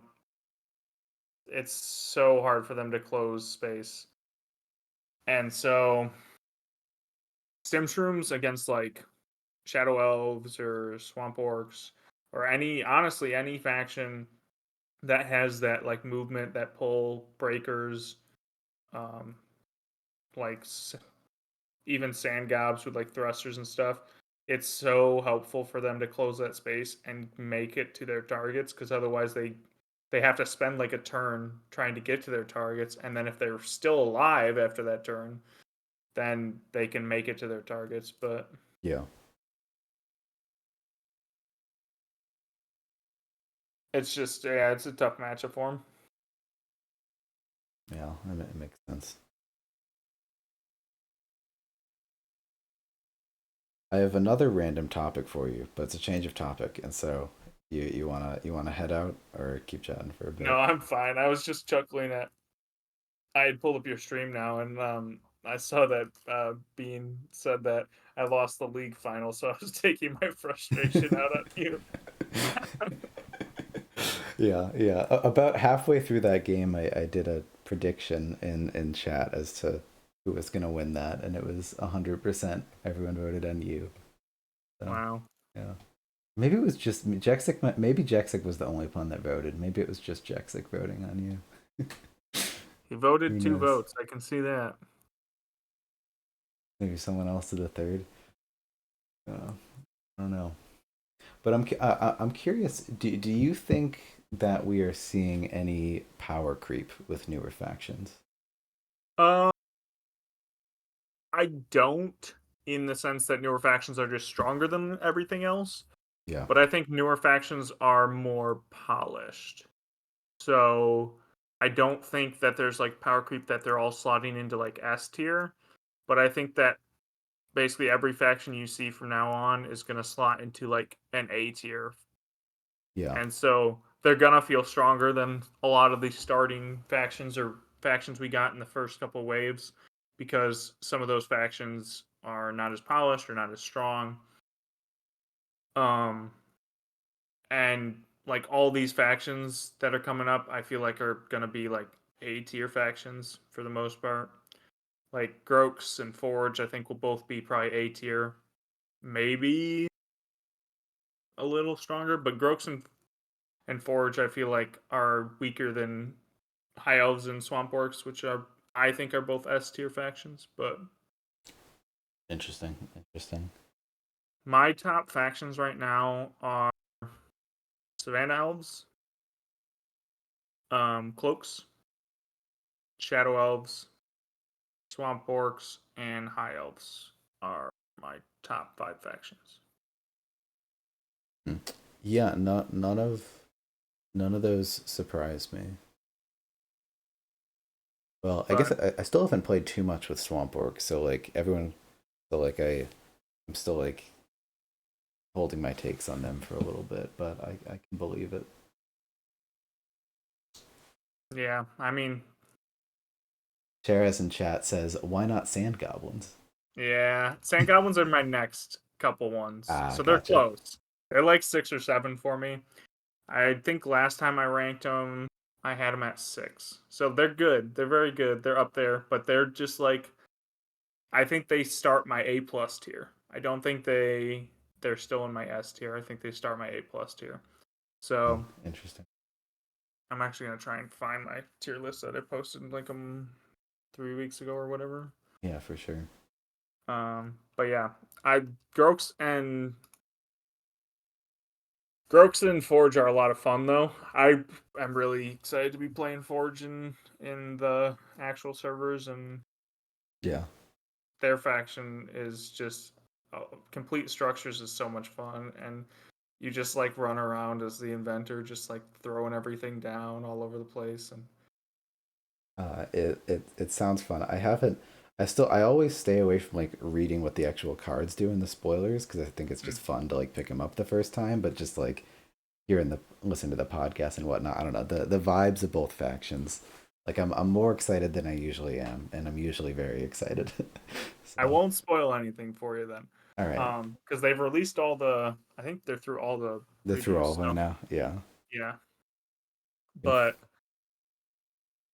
yeah, that faction I think will be one of my next favorites, and I'll probably bump Fungal Dwarves out of my next tournament damn and you and put Prophet, it's just it's dead. Just bury yeah, them. That's that's not what you want to hear. I'll probably keep um I'll keep Cloaks for sure. I'll keep Crimson Order probably, and then I'll add in Forge, and then I will take either Polar Dwarves or Sand Gobs, whichever one Mm. I'm feeling better with at the moment. I wonder if like 2 years from now, Fungal Dwarves will be thought of as the noob stomper faction, and that's it.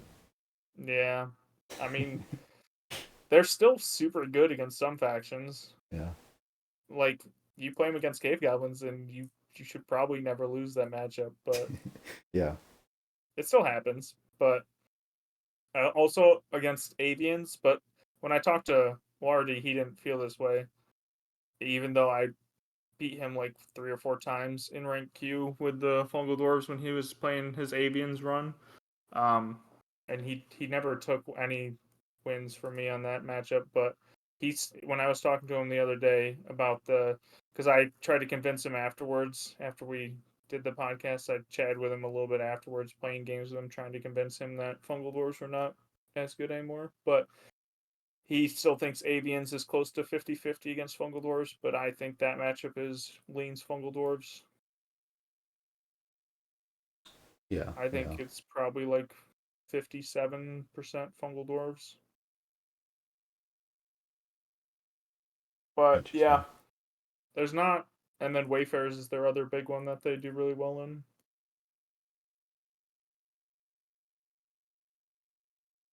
Yeah. Besides that, everything's close to 50 or negative for Fungal Dwarves.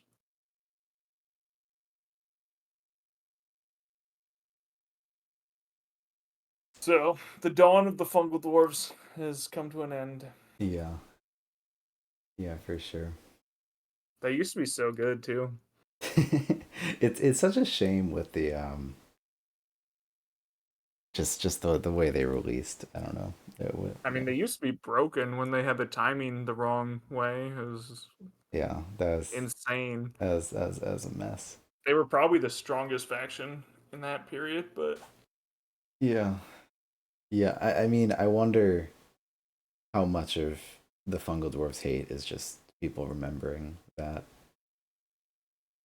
yeah, I think that's a large part of it. I think the other part is like you talked about, people just still don't know how to play them. Like even like I always think back to the time when Water was complaining about how Savannah Elves were not a faction that could do well against Fungal Dwarves, and he didn't win any of those games against Fungal Dwarves.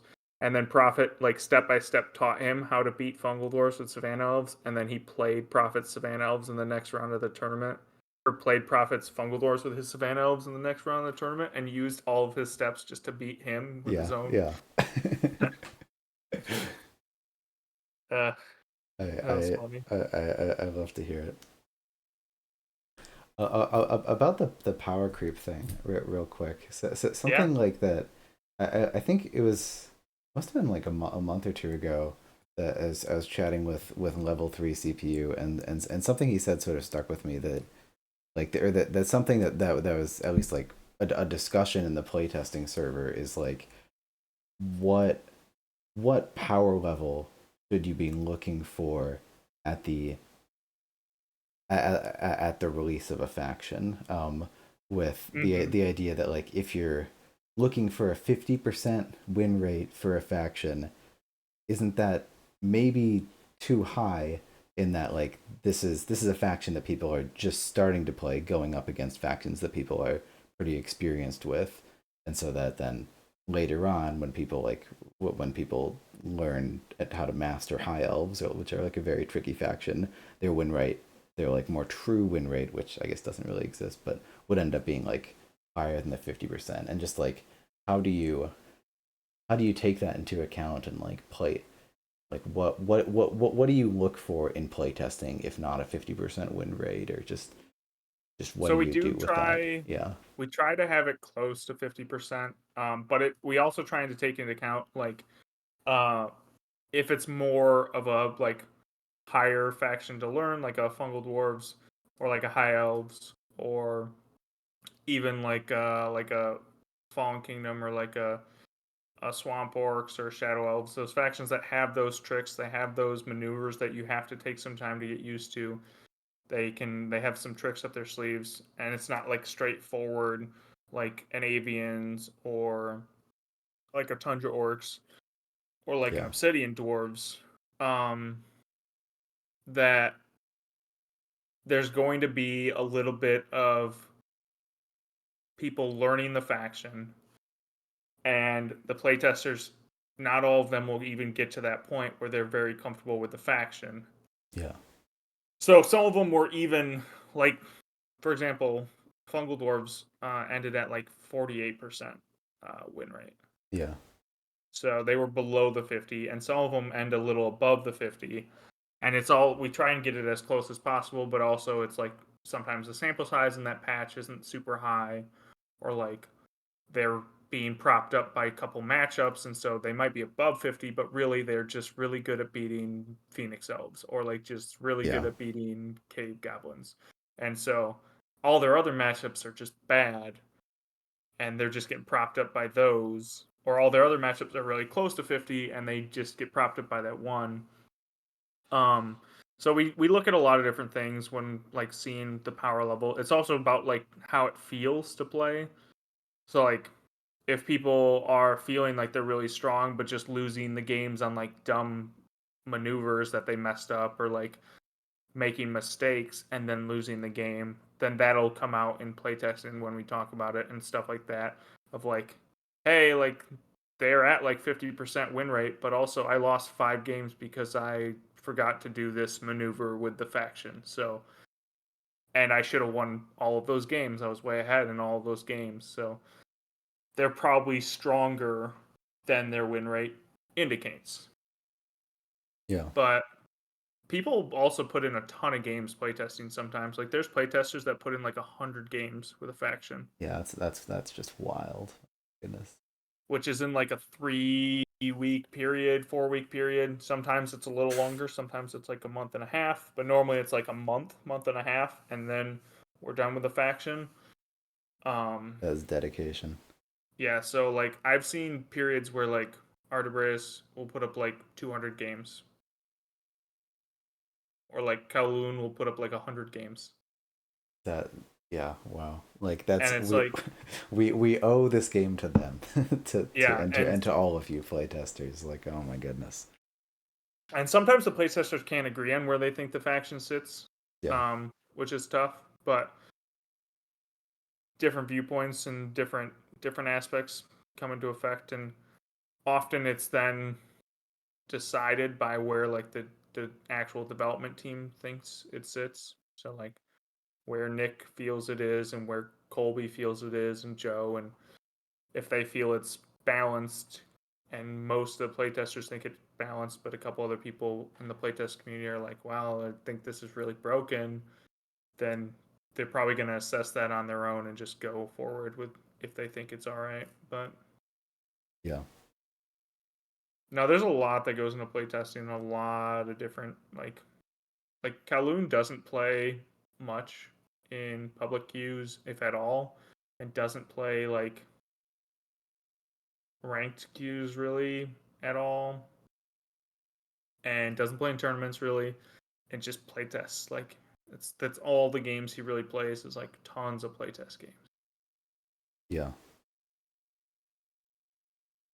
Yeah. No, that's just wild. I've so much respect for it. Just the work that goes into it. Like it's never something that I felt like it's been quite for me, but I just it seems amazing.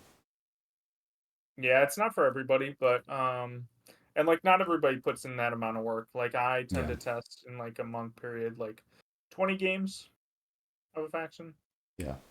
So you only need to test technically 15 to get the reward, but Yeah. some people go way above and beyond to make sure that faction is doing good. And some people will still test them even after the faction is completed. Like there's a point always in playtesting where like Nick and Nick will tell us, "Hey, like we've decided this faction is done."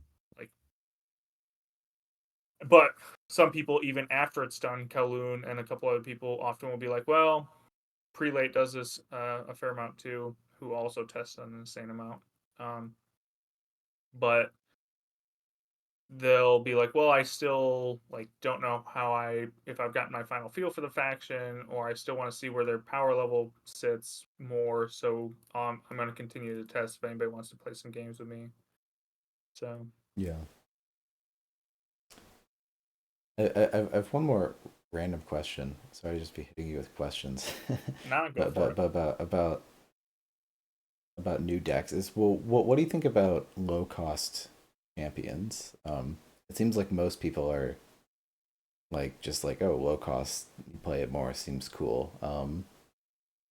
Yeah, I've Yeah. seen the debates in like the community of like, it doesn't even feel like a champion anymore. Like it costs the same as a common. Like I don't want to pay like 3 for a champion. Like that's bad. And I have no problems with it. They're balanced to their cost. So like for example, Vesna in Crimson Order, 3 cost champion, pretty good against some factions, real bad against others. You play Vesna against the Cave Goblins, it's gonna die in 1 turn. Um, like you play Vesna against Eternal Council or Phoenix Elves or Sand Goblins, anything with ping damage, and that's dead. Yeah. So it's like it's good in some matchups, but it's really weak in others. Like you play it against Fallen Kingdom and they Yeah. purge once, and it's like, huh, now it's a zombie. Now it's a carrier. Yeah. Like so the champs are pretty balanced. Even Maldar, which people say is like super strong and super like OP, I don't feel like is the case. Yeah. And I know I'm in the minority on that. But for example, in this game, when we played, you played Maldar and you got all the boosts off Maldar He and did you nothing. used none of them. You ended with 29 boosts on a shaman and you did well He because you didn't did have it nothing. before. So Yeah. like the Fungal Dwarves often don't need the boost that Maldar gives them. Like he's useful and he sometimes occasionally you do need those boosts, but I feel like I should discard him more often than I do, and I almost always hold him. And you know me, I hold way too many cards. Yeah. I hold Yeah. all the cards. Um and sometimes that works out and sometimes it doesn't, but I feel like I'm losing more and more games as Fungal Dwarves, and maybe I just need to tell Maldar, yeah, we're just gonna go with another beast instead of you. It's Yeah. not your time to shine anymore. So It's funny that that's how like played Fungal Dwarves when I first picked him up for the longest time, and then eventually everyone was like, "Nah, he's amazing. You have to play him," and I started playing him more. But that's where I started. I think he's really good. I just don't think because Fallen or Fungal Dwarves don't need those boosts really. Like they can use a couple, but once you get to like after the first couple times he takes damage and you got like 6 boosts on whatever. Yeah. Yeah, Jackson, No, I I think agree you too. really should more in other decks and deck building. No, he's just like broken in Shadow Elves. And And I don't even think he's that broken in Shadow Elves. I think he's good in Shadow Elves. I think he's best in Savannah Elves. interesting. I can see Yeah. it. Have you seen Shibata's deck at all? I've seen Like, it, but like I haven't deep dived. yeah, Shibata's deck uses Maldar, and he is brutal because he'll just throw like all the boosts from Maldar on Ibushi and then just distribute them around each turn, and then you're getting hit with like an adventurer that is now entangled with a border archer and now will embark 3 spaces to hit your summoner without ever moving after being enchanted with power, now to hit him Oh, for you can do 10. Chant of Power before embarking. That's nasty. It is nasty, and Yeah. it's one of the many tricks that Shibata's deck has. Yeah. Yeah. That's He funny. also has Mind Mancers in there, so he can just like border archer you to the face and then pull them out of range. Yeah. Yeah. It's brutal. That sounds fun. Now I want to play it. It's a So very good deck, and it counters my deck very well. yeah, funny.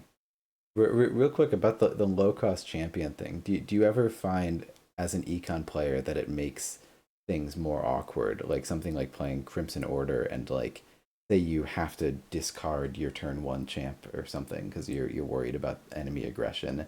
Like now the only champs you have in your deck are like a 3 cost and a 5 cost, and so if you want to just like hold on to one champ in the end game as like okay, this is my bucket of like magic that I can spend later on, that like that could be more difficult because now these champs are lower cost. Do you ever struggle with managing economy because of lower cost champions, or you find it's just not an issue? I don't really find it's an issue. Yeah. For example, like with Crimson Order, depending on who I get, I and depending on the matchup, I will discard the first champ I get if it's Sekimet, normally, almost always, I'll discard because I rarely play in most matchups Sekimet. Yeah. But if it's the other two, I'm tempted just to hold them. And I've held like Casamara for like 7 turns before and just like held onto her and That's played her interesting. Yeah. played her late. And especially if it's like Vesna, I'll hold and then like get out really early because you can get that magic super fast. Um, but with other factions, you'll like, for example, another one that has some low cost champs is High Elves. Yeah. High Elves champ play I feel like is very straightforward. I always discard Titus because he's not worth the cost and he doesn't have the ability to capitalize. Like he's a decent champ, but his abilities aren't as easy to capitalize on as Cassia and Albus. Like Albus, super underrated, maybe No, maybe the he's best champ nuts. in that deck. Yeah. Um, and then Cassia is super easy to get the value out of. You just place her behind all your units, and she'll slowly just give them all their health back when they take the damage. Elvis in chat flex. But yeah, Elvis is real good, and I just find that if I have Elvis or Cassia, even if I get them really early, I'll just discard my commons instead and get to them quicker, and then I'll go from there. Yeah, that's another thing I've thought about with low cost champions is that it feels like it creates the potential to have a champion be more central to a deck. Like with Sarah Eldwin, like Pauline is absolutely nuts, but like at the very like it's still you have to work pretty hard to get her out. But if Mhm. Pauline's ability was somehow on a 4 cost, it would be play this every game, similar Yeah, to how Cassia feels like play this every game. Um, which isn't necessarily a bad thing, but feels a little bit weird on a champion that like could it's just one card. It could be the last card in your deck, so it's kind of weird if it's like so central, similar to like how thrusters are so central to sand goblins or something. Um, I don't know if you have any thoughts on yeah, that. and like I've told you with different decks before, there's certain cards in like every deck that I have in my mind going into that game that I will almost never discard, Interesting. Yeah. like like thrusters and sand goblins. Yeah. But I also have with like every single deck in my mind when I'm going into that deck for like basically every deck, I know exactly what champs I'm playing before the game started. And it doesn't usually change. Interesting. Yeah. No, I'm definitely not on that level, but that fascinates me. Do you see what Jackson said? Just not on purpose. I Yes. just I just I'll mill silts in sand goblins. Like in my tournament game I milled him turn one with my burn hot and I was like, oh, I'm in for a Concede. good one. I am so afraid of burning hot. Like I just do not unless it is like paramount. Well, it can give you such an advantage if Yeah. you like use burn hot well early, just even a couple times, or use mortar well early. But the problem is you're taking that risk, and if you burn through, you're really the only things you're really about worried about burning through are silts Yeah. and your detonates. Anything else you can get. Like you can get any structure back. So sparks you can get back. Clink, if you burn through, is not the end of the world. Most games I don't play Clink. Um, and then scavengers are the only other thing actually that like you can't get back. So those three things are like your big ones. But if you burn one scav, like that's fine because you have others. If you burn through three of your like four scavs, that's a problem. Yeah. And but silts is your only one that like if you burn through silts, that's like almost game ending. Um you can definitely win without it, and I tend to like go for a double sparks play if I burn through silts. So I'll get sparks out, boost, like get all the abilities and stuff I can on him, like turret, thruster, the like, and Yeah. then detonate him when he gets low, and then play him again, and just keep doing that. Um, which is fun, but Silts is just such a like viable play that Yeah. it's so hard to not have that in your arsenal, especially against like close matchups or really good players. Yeah. Yeah. But sometimes you got to take those chances. Sand Goblin's about taking those chances. Yeah, yeah, they are. It almost feels like more than it feels like the design intent for Sand Goblins is just like yeehaw, let's go crazy and just throw bug biters everywhere. It'll be fun. And like how they've end up being played at like the highest level just feels like very patient and cautious and calculated with just like only exposing a 10 health gate and a 10 health gate and sparks and what's not, which I kind of love. Yeah. I mean, the 10 health gate is a lot of fun. Yeah. And if they ever change that, it'll change the faction a bit, but it won't be the end of the world for Sangobs. They can definitely win and do a lot of damage without ever putting anything on that 10 health gate.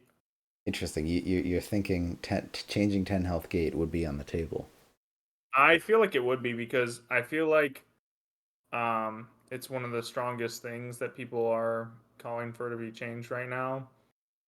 And I don't think Joe and Colby love it because it wasn't the design that they planned. Um, but I don't know that for sure. I'm just speculating. I have no idea if they like it or not. Yeah, But when that's they first found out about it, they seemed very surprised and they weren't sure that they loved it. And they bring it up occasionally. They're like, yeah, didn't know. Like, you never know what's going to happen. Didn't know Supergate was going to be a thing. it's funny because I remember being one of the people that's like, whoa, like you guys didn't know about this? That's kind of wild. But then like some playtesters in this in the Summoner War server were like, no, like we knew about this. Like this is something we talked about a lot. Playtesters definitely knew about it. See, it's a difference that playtesters knew about it and that we have like the actual developers know about it because like Colby and Joe aren't involved in playtesting on like a day-to-day basis. Yeah. Like Nick is. Nick knows about all these things. But Nick doesn't have time to run through every single play that's possible with every faction with Joe and Colby to make sure they're in the loop. Yeah. And they don't want that. Like Yeah. Which seems fine to me. Like yeah, like you can't Colby can't be in every weeds of every bit of faction. Like that's different jobs and whatnot. But yeah, so I've ended up defending that, like them not knowing about Supergate. That's fine. Though I would be, I feel like I would not be a fan if that got changed at this point. It's become, I have too much fun with it.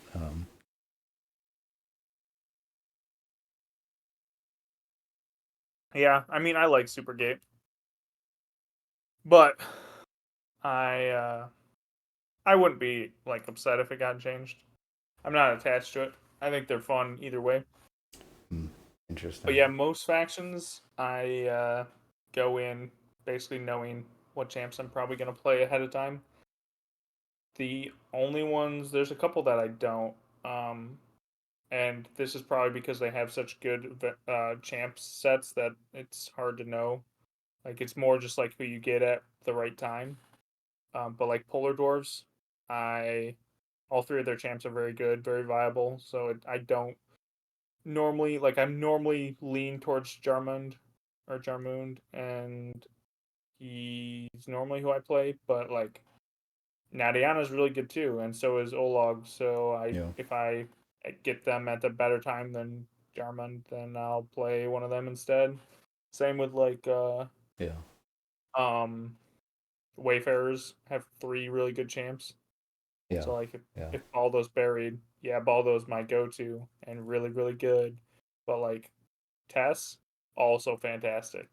Gusto will make protecting that seek the horizon so hard.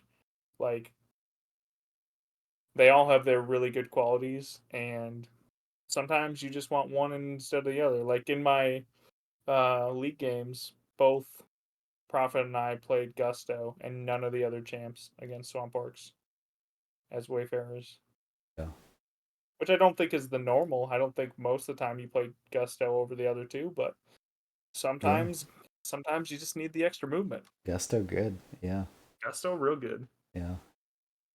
Yeah, it's I would almost be curious to see you to see like a a spreadsheet list of every matchup in the game and what champions you set out at the start of the game to play. That would be interesting. 'Cause I mean, sometimes it really doesn't change for like every matchup to single matchup. matchup. Yeah. Yeah. So like for example, when I play like Savannah Elves, I'm going to get the same champs out every single game. And I'm going to try and This get the same too. the same Yeah. two. And if I don't have the magic for both, I'll have to choose, but I try and get both Makendaru and Midi Kairu both out every single game. And they're not crazy expensive at 5, so I normally am able to do that because the value that Savannah Elves can pull is insane. But even you being a person that holds cards a lot, I'm surprised that you can consistently get two out. Um, Yeah, most depending on the faction, but a lot of factions I'll get out multiple champs. yeah. Sometimes I'll go no champs in certain factions, like fungal or not fungal dwarves, but Fallen Kingdom. Sometimes I'll go Yeah. so common heavy that I don't get a single champ out, and their champs aren't very good, so I'm never too worried about it. But if I Yeah. have to, or if I have the magic, I always go Dragos because Dragos is by far their best champ. Yeah. Um, Alute and Goldas are two of the worst champs in the game, Yep. so Alute can have that surprise factor. But I mean, you should be planning for that, so it shouldn't be a big deal. Yeah. And then like Vanguards, I always go Colleen. I'll play Valna sometimes if I have the extra magic, Oh. or if Colleen's like super buried, but like it's always Colleen. Um, I never play Jacob, even though I've seen Snaug play Jacob to an amazing effect. It can happen, but I don't think I've ever played Jacob. Funny. Funny. Um, like Eternal Council, I always play Katu 100% of the time, every single game. Yeah. And then Avi if I have the magic, and I never play Melnar. Yeah. Um, Cloaks, I always play Dagger. I always play Sinsin. Admiral if I have the magic. Otherwise, I don't. And so, like those ones that I say, like if I play them, if I have the magic, it's almost always a split second decision of like when I get them in hand. Yeah. Am I going to get the magic this turn or like the next turn? And if I'm not getting in this turn or the next turn, or I don't think I need the value play, like sometimes I'll hold the champ for a real long time if I think I'm looking at the econ, I Yeah. have to keep this champ to win the game. Yeah. Like even like mid game or early game, I'll make an assessment of like, okay, I don't think I'm gonna win this on econ if I don't keep Admiral. Yeah. And then I'll try and keep him in play eventually. But like Skyspear Avians, I always play Saruk for the most part. Oh. I almost never play Wrath, and I play Guilford in the situations in which he's needed. Um, like Guilford is your strongest champ if you need to finish someone off. Yeah. Nothing stops Guilford. He will bully everybody. And he's also super strong in some matchups. Like Vanguards beat Skyspear Avians probably like 55, maybe even 60% of the time, unless you get Guilford out, and then that matchup changes a little bit and it becomes more viable for Skyspear Avians. Funny. I had not considered that at all. That's one of Skyspear Avians like worst matchups. Interesting. And it was in testing too, and we were like, "Oh, this is great! Vanguards can finally beat somebody." Yeah. Um, but yeah, Vanguards. Then this was before changes. Like Vanguards were beating them consistently, like 53, 55% before changes. Interesting. Yeah. And now after the changes, they're probably even a little higher. So, but for example, like some of the rest of them, Sand Gobs, like I talked about, I always play Silts and Sparks. I almost never play Clink. Sometimes I'll play 2 Sparks Yeah. over playing Clink. Yeah. Shadow Elves, most matchups I play Lucian. Certain matchups I played Samara. I almost never play Talia. She can be really good. You feel like what percentage of your Shadow Elves games do you feel like you actually get a champ down? Period. Probably 70%. Interesting. Yeah. But if I don't, it just means that I'm doing really bad, which happens a lot with Shadow Elves. So like that 30%, I'm just getting smoked. Yeah. And the games that I have a chance, I feel like I have a champ down, and maybe I shouldn't be playing a champ. Maybe I should just be playing 17 Seekers, but Yeah. I'm not good with Shadow Elves, so don't take my advice on Shadow Elves. Yeah. If you want to lose with Shadow Elves, I can do that. I got that down. Like let's do it. But yeah, like Swamp Orcs, you play Blub 4 times, and you play I love that that's not a joke. it's not a joke. And then you play Splack once. Yeah. And then you never play Glurp, even though Glurp can be good, but is more situational. Always And play then, Glurp. That's what I said. I mean, I'm getting beat in a game where they played Glurp, but I'm also playing Fungal Dwarves against Shadow Elves, so I kind of lost before I started that one. So, Yeah. And then like Mountain Vargrath, I always play Varn. I never play the other two. Quen can be pretty good, especially if you can use like some martial forces or like Varn to get Quen out of danger consistently. Yeah. Because if you can continue to like shoot with Quen and then keep Quen alive, Quen Quen is and really good. Varn. Yeah. But I've almost never played Torridin. Torridin's fine for the cost. I don't get that much magic. So Skill issue. yeah, honestly. Um, like Crimson Order, I always play Casamara and I always play Vesna, and I never play Sekhmet unless I know I'm gonna have a lot of magic. Yeah. Tundra Orcs is another one that's pretty situational, but it's normally Shank. Um, and then if I have enough magic, I'll get out who's ever good for the situation. Whether if I need ranged, it's gonna be Targan. If I don't need range, Ragnar's really good. Yeah.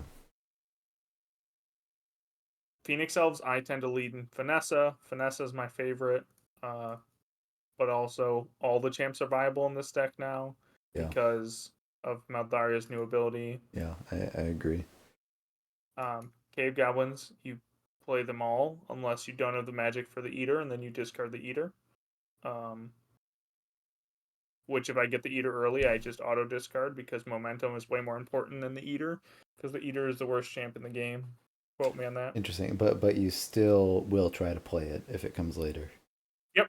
I always try and play the Eater because, I mean, even if it's only 5 dice 1 turn, it still helps. That's so depressing to say. It's turn. the truth. It doesn't work. It really doesn't. You know how easy it is to avoid the Eater? Very easy. I hardly know her. Yeah. But Obsidian Dwarves, I normally don't play Hellforged. Yeah. I normally play both other ones, Valkar and Devara. Interesting. I like the Hellforge a lot, but I'll play the I can live Hellforge with it. if it comes up like in a situation where I need it, or like if I get Hellforged late and I've just been discarding a lot of weapons and chains or axes and chains because I didn't want to use them early or I needed the extra magic or something, then maybe I'll play it late. But normally, I try and go Devara for sure, Vulkar if I have the chance.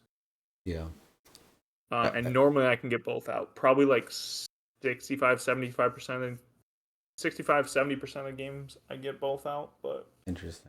I feel like I think about it as like an either or for Volcor or Hellforge, as like the either of them will just add a big boost of value into the deck if that's what you need, and so mm-hmm. and they both do it pretty well.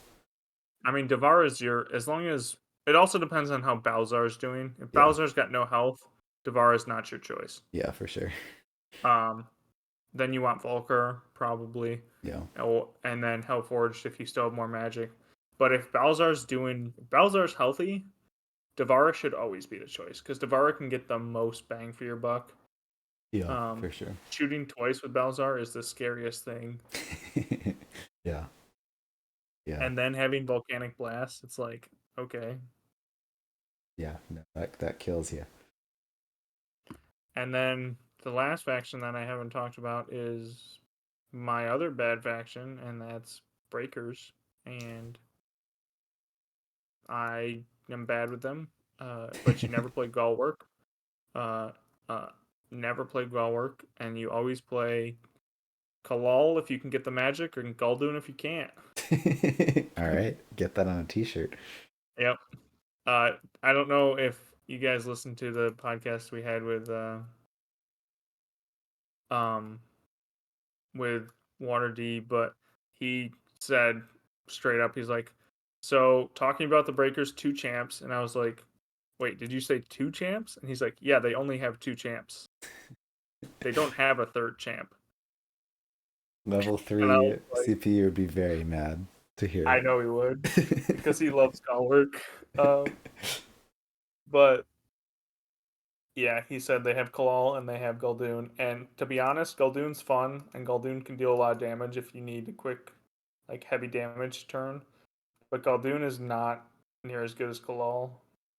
That's funny. I feel like a year ago when I first started playing the league and whatnot, I feel like Gildoon was talked about way more.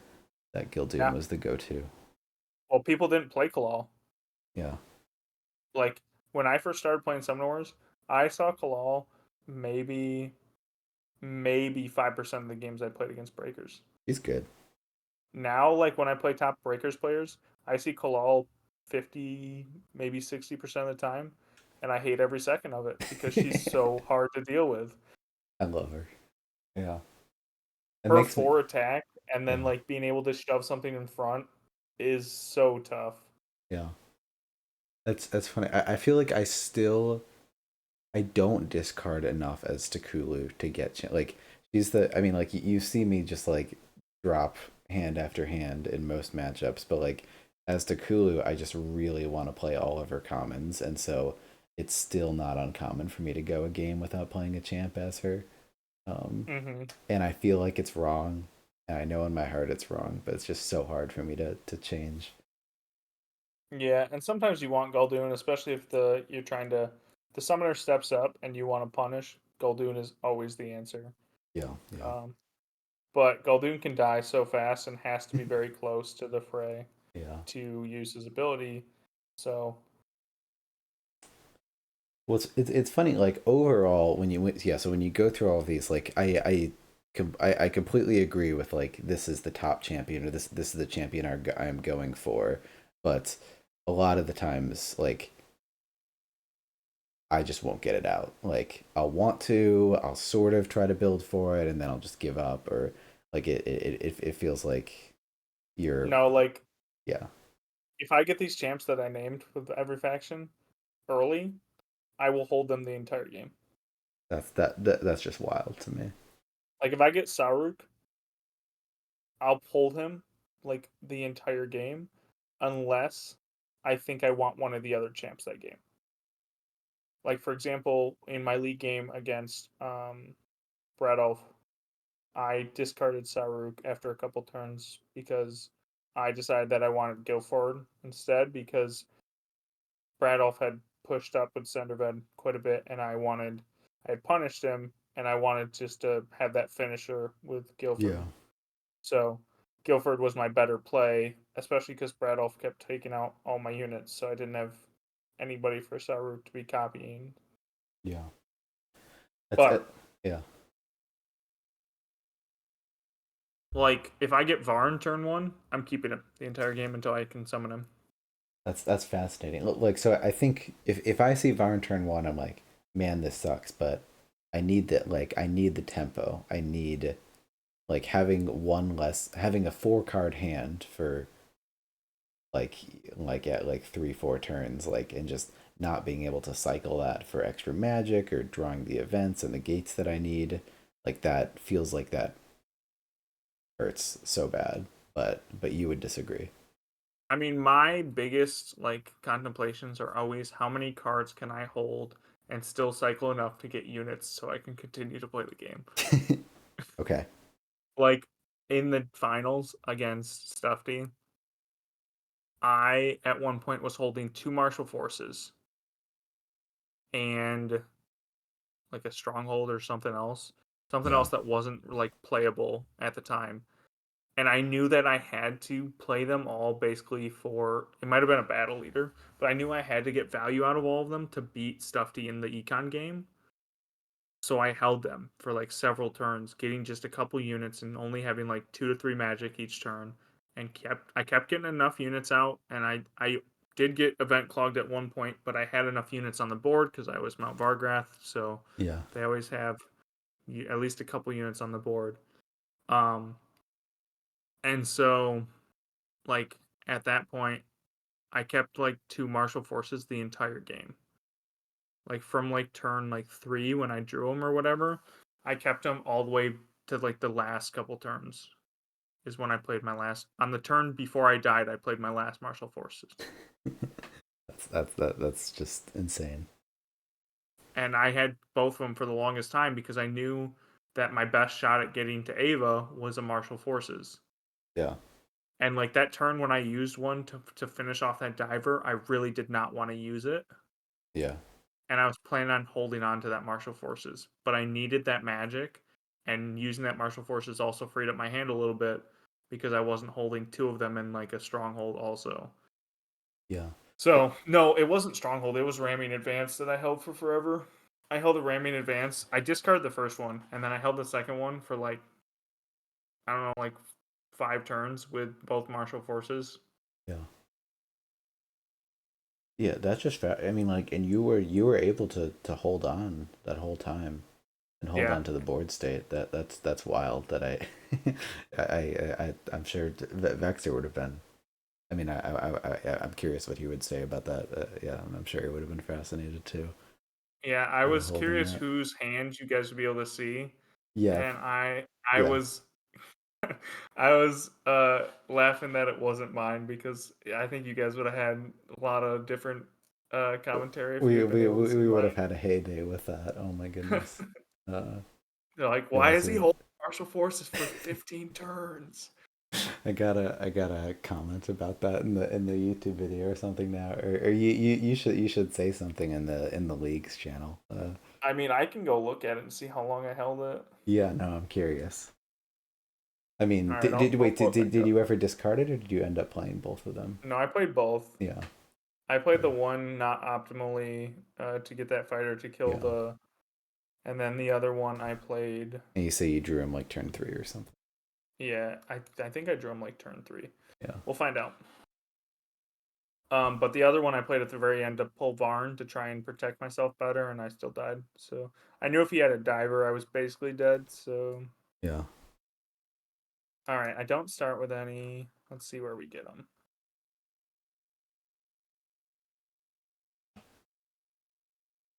Mm-hmm. So my turn 3. I don't have them yet. Okay. I have a ramming advance, and I don't know if that's the one I kept. I keep ramming advance till the next turn. Ah, there. I draw my first one my turn 5. I draw a stronghold, martial forces, and I still have ramming advance for that. I've held for 3 turns. Is this beginning of turn 10 in the? Yeah, turn Yeah. 10.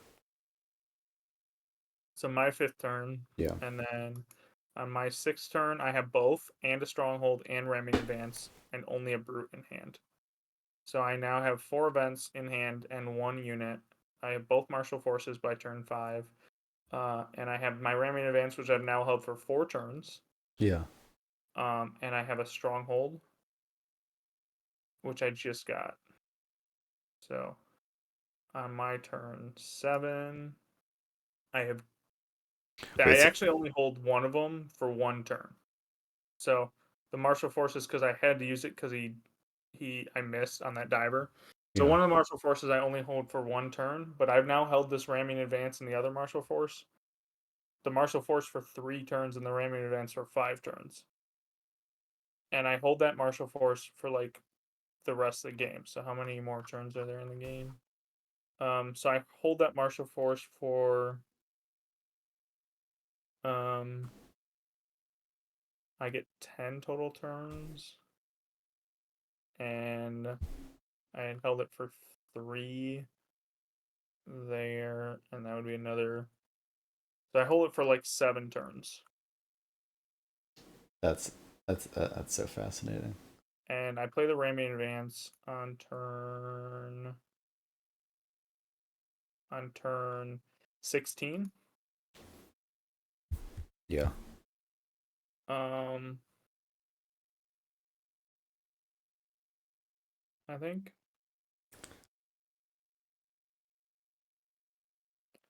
So yeah, it looks like I played on that turn. So I held the ramming advance for like most of the game, like 7 turns. You held the ramming advance 7 turns too. Wow. Yeah. Yeah. That's crazy. And I feel like Stuffy too, like played all of his events, and held them, or like I that. just felt if I didn't play my events and get the most value out of them, I wasn't going to win the econ game, which was what I was playing for from turn 1. Yeah.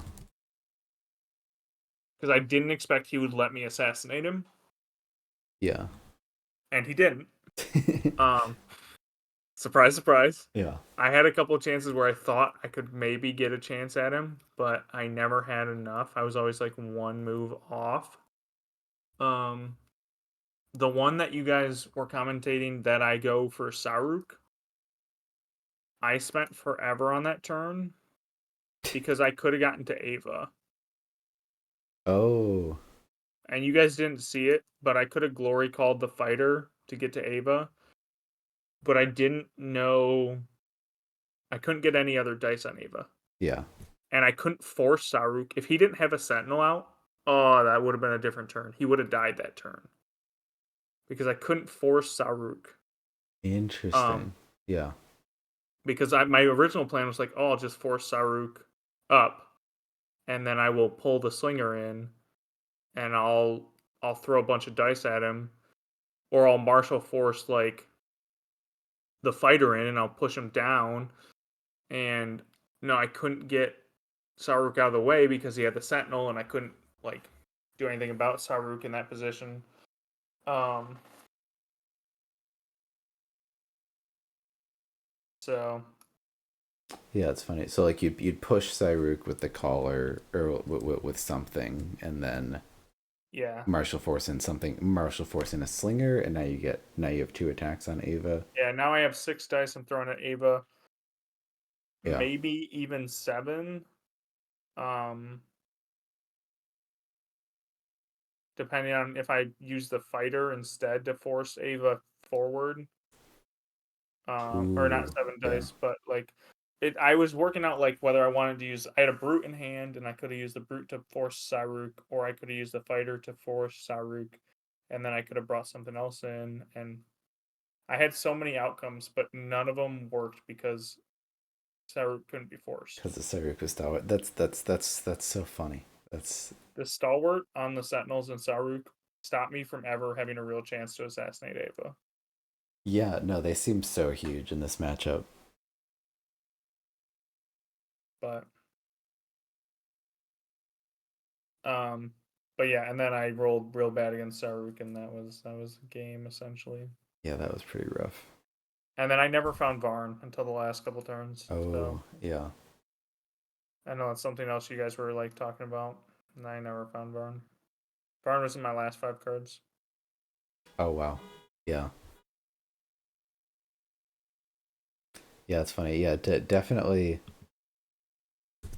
If it ever happens again, we'll try to plan it better so we can have you on afterwards and tell us everything we missed. Yeah. Yeah, it's all interesting to hear. But I was chuckling the other day when I was playing with you, and I don't remember who it was in the chat, but somebody was like, "Well, we don't want to spoil it for you," and I was like, yeah, don't spoil the outcome for me." Yeah. uh, It was a real fun game to commentate. yeah, it was a good game. It was real close still. Stuff he rolled out of his mind. Yeah, Um, Saruk only missed like 3 dice the entire game. yeah, yeah, yeah. Well, I'm happy to. I don't know this matchup. These factions feel like I don't know. They're not like they're not at the peak of anyone's conscious right now. It's just great to get to talk about them. It's great to have avians win something.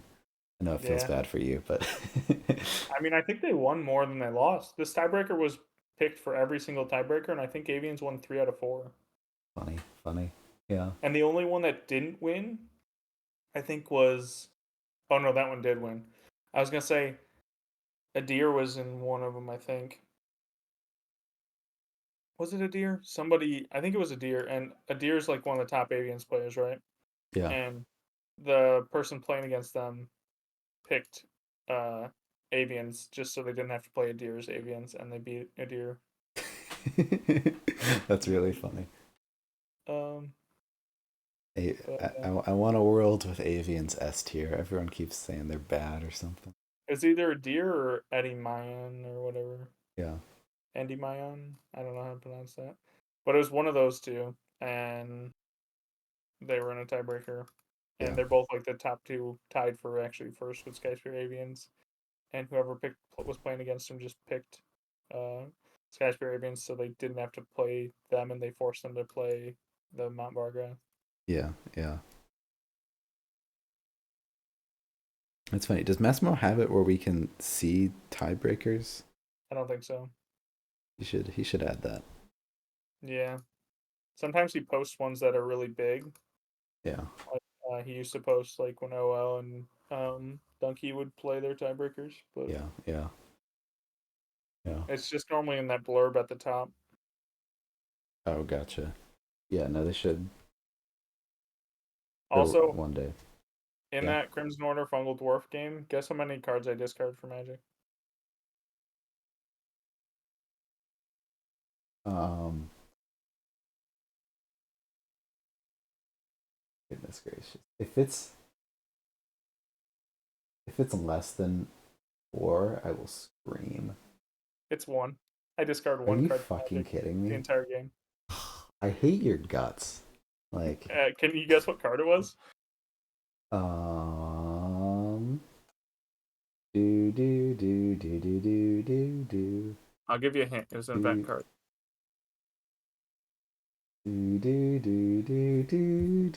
do. Why?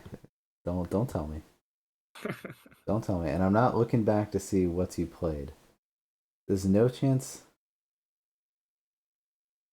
There's no chance you discarded a transfuse or a call forth. I know you played both transfuses. I don't know that you played both call forth, but I think you said you held them, which means you discarded a death right. Yeah, one death right the entire game. That was it. Which is funny because like even death right, you don't really want to discard it, but I imagine that was like an early turn or something. I held it for a couple turns, but You then I fucking played decided, that entire game without discarding. I think yeah. like my whole like worldview is collapsing around me. Like Uh, and I played I hate you. 8 Royal Warriors, 4 Priests, all 3 champs. That's disgusting. How do you get that much magic? I mean, from me, I'm feeding you magic. all day, Yeah. every day. I Like, I mean, do you think I could? So like, do you think I could have gotten away with that? You think I could have gotten away with discarding much less? yeah, I mean at one point you had 10 magic. Yeah, When is Fungal Dwarves you need 10 magic? you don't. For Thune, Thune did so much for me there. When I played Demand that one turn, I was trying to demand Thune. Yeah, I noticed. I was like, yeah, that's not gonna work. That was a skill issue. But no, Thune's good, but Hey. Thune, you still would have gotten out probably either way. And I discarded 9. Yeah, I mean that's what makes me wanna. That's what makes me say that I feel like you did this better than me, and I would wanna play it more before I throw in the towel for Fungal Dwarves. Yeah, I don't think it's unwinnable for Fungal Dwarves, but I think it's tough to win. Yeah, I think that's the Crimson Order have the clear advantage. you discarded one card. That's just Hmm. bonkers. One card. That's just.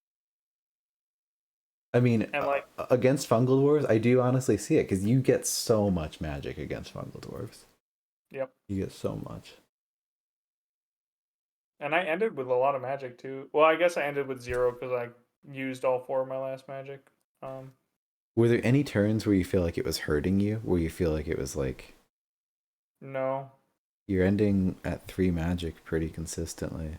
Cause like Yeah. the turns where like you have to discard is when like you're not gonna end the turn with 1 magic. Like that could be lethal. I did end with 1 magic once, and that turn I kind of regretted it, but it didn't hurt me a whole lot. Oh my Um, goodness. Up to 8 by turn 9. yep. Gross. That's when I got second met out. It's just nuts. And you said you were holding. See ya, Elvis. So You when I yeah. when I was at 8 that turn, that was the turn I discarded 1 Deathrite because I had 7, but Deathrite was just kind of sitting in my hand, and I didn't think I had a good chance to play it Yeah. with the units I had out, and I didn't think me getting rid of a unit really changed the game that much. So I decided to get rid of it that turn, which put me at 8 instead of 7, which allowed me to get second met out and a priest if I wanted, but I didn't have a priest, so just second met. I drew Well, Casimara that turn yeah. actually too. I mean, you're I'm gonna be trying some new things. I'm curious to try being a bit greedier with the holds. I mean, I don't know if Crimson Order can do it against every faction, but I rarely discard cards as Crimson Order. That's fascinating. Like I feel like, and I feel like as most factions, like I'm just gonna be like scraping by to get a champ out if I don't discard if I don't at some point just like drop a hand of like most factions turn one. My ideal like turn one is I have a hand full of like a couple commons that I can just discard and not worry about it. Like I'm fine ditching commons. I have 3 more of them. I get Um, really attached to commons. but you're also saying you're like playing 2 champs consistently as a ton of factions. Some Skill factions, difference, I guess. Yeah. like Mount Vargath. Some people say they can get out 2, even 3 champs, and I only play Varn. I never played more than Varn almost. I played Interesting. Quinn and Varn maybe 1 game, uh, but I and maybe Torden and Varn 1 game, but majority of my games with Mount Vargath always just Varn, Yeah. and then I play like all their commons, every single one of them. Maybe discard like 2 commons. See that sounds like me as Takulu. I can't I don't. discard the commons. Yeah, I don't normally get out more than 1 champ as Takulu either, and Takulu I just struggle with Magic to begin with. Yeah, I mean Um, Takulu, I'm 0 to 1, pretty yeah, consistently. I always get out 1 with Takulu, but Yeah, not always. I guess not always because sometimes I just lose before I get a champ out because Breaker's not my faction, but Yeah, I mean it's something I want to think about more. Just like going into a game, like what champ do I want? Like what champ would I want to play, and just consider holding that more. Or like consider what when I draw Cyruk turn one, be like, okay, what's the worst that's gonna happen if I hold this for 5 turns? Uh, like can I get away with that instead of like, oh, I should probably discard it because it's probably gonna be better to have the tempo. Like, can I get away with holding it for 5 turns? yep, That's interesting. yeah. I mean, I don't know if it's me just doing weird things or if it's like a real good strat or what, but Well, no, I mean, I love that I've played this game for 2 years and still like still learning new strats every day. yeah, there's more than just donkey stacks, I tell you. Also, Donkey Gates. Yeah, I miss donkey. We all miss Donkey. Well, I love that But we played the hour and a half long game and then talked for another hour and a half. yeah, Yeah, I thank mean, you, I thank could you. talk Summoner Wars for like 3 years. That's why I started a podcast. Yeah, no, this has been great. I love just grilling you about ra- random strategies and stuff going on in playtesting and whatnot. No, it's super interesting. Yeah, when Jaxic first said he was like interested in maybe doing a podcast, I immediately was like, yes. Like, he wasn't even saying it to like me or anything. He just posted one in the chats. He's like, I'm thinking about doing a podcast, and I was like, I'm in. He's like, no, I wasn't asking you. No, I'm in. Like, I don't think you realize. I just want to talk about Summoner This is Wars. how you make friends. um, no, but it was funny. Yeah. Yeah, I mean that's why I started streaming and whatnot. It's just like I just want to talk about the game all the time. Yeah, it's got so much to talk about. So many layers. It's like an onion. Yeah, what else is it like? It's like a swamp. It's like a swamp orc. You peel a swamp orc. I It's feel like an like onion. I've played very few. Like, how many games have I played total as Swamp Orcs? How many games have you played total? Total, I have played online. It says some 870, but then that's probably at least 100 of those are like random test games. So let's Mm. call it like 780. I have played like 1600 probably now. Yeah, damn. I mean, I probably have another. My sense is off, but like at least a couple hundred in person games. But I it's do not still, have 100 in person. Maybe like 20 or 30 in person for me. yeah. That's, I mean, going to college helps Yeah, to I have played a gamer bunch of first friends. edition in person in college. Yeah. You gotta stop beating Jaxic in person though. That's not very nice. I'm sorry, Jaxic. I will. I'll play only. Oh, what am I bad at? I'm bad at fungal dwarves, I guess. I'll play only fungal dwarves against You're Jaxic not from now bad at on. Fungal Dwarves. Oh, I just opened my my Fungal Dwarf game against the Swamp Orcs, and I have 1 health with cool decks, Well, so that is I good. mean, at least you're not dead. Yeah, I'm sitting here with 28 games total as Swamp Orcs. It just feels like nothing. Man, if only I had drawn into my other demand, I could have killed Mug this turn.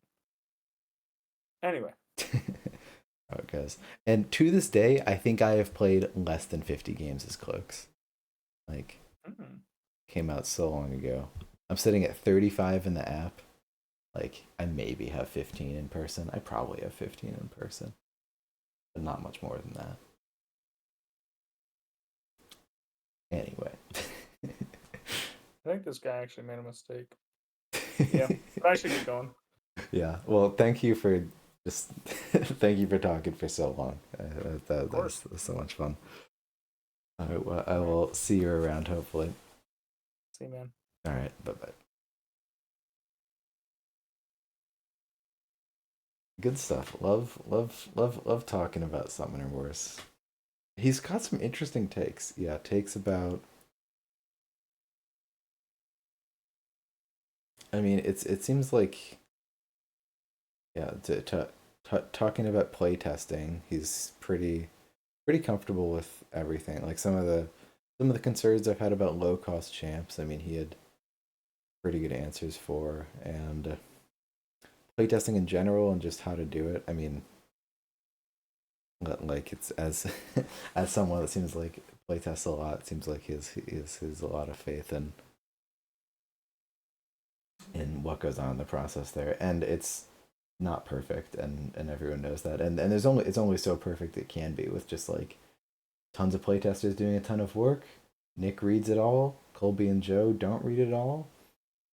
I don't know exactly how it works, but it sounds like it sounds like Nick is doing more these days. But at least at some point, like Colby's decision was final. I'm guessing it still is where he wants it to be, but that he's more open these days to Nick and whatnot. I mean, and it does seem like more factions. I guess what I was concerned playtesting wise, what I was curious to ask him about power creep was like Swamp Orcs and High Elves both ending up so strong kind of worried me.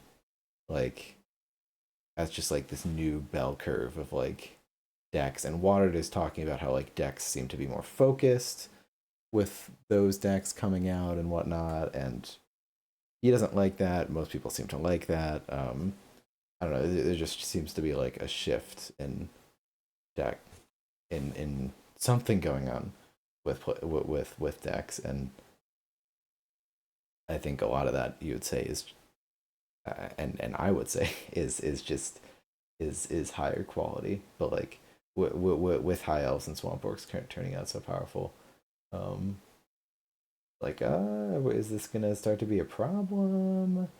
Does like just well balanced is sort of code for overpowered, but I have faith, um, and I like all the things he had to say about it, and yeah, this game just keeps on giving.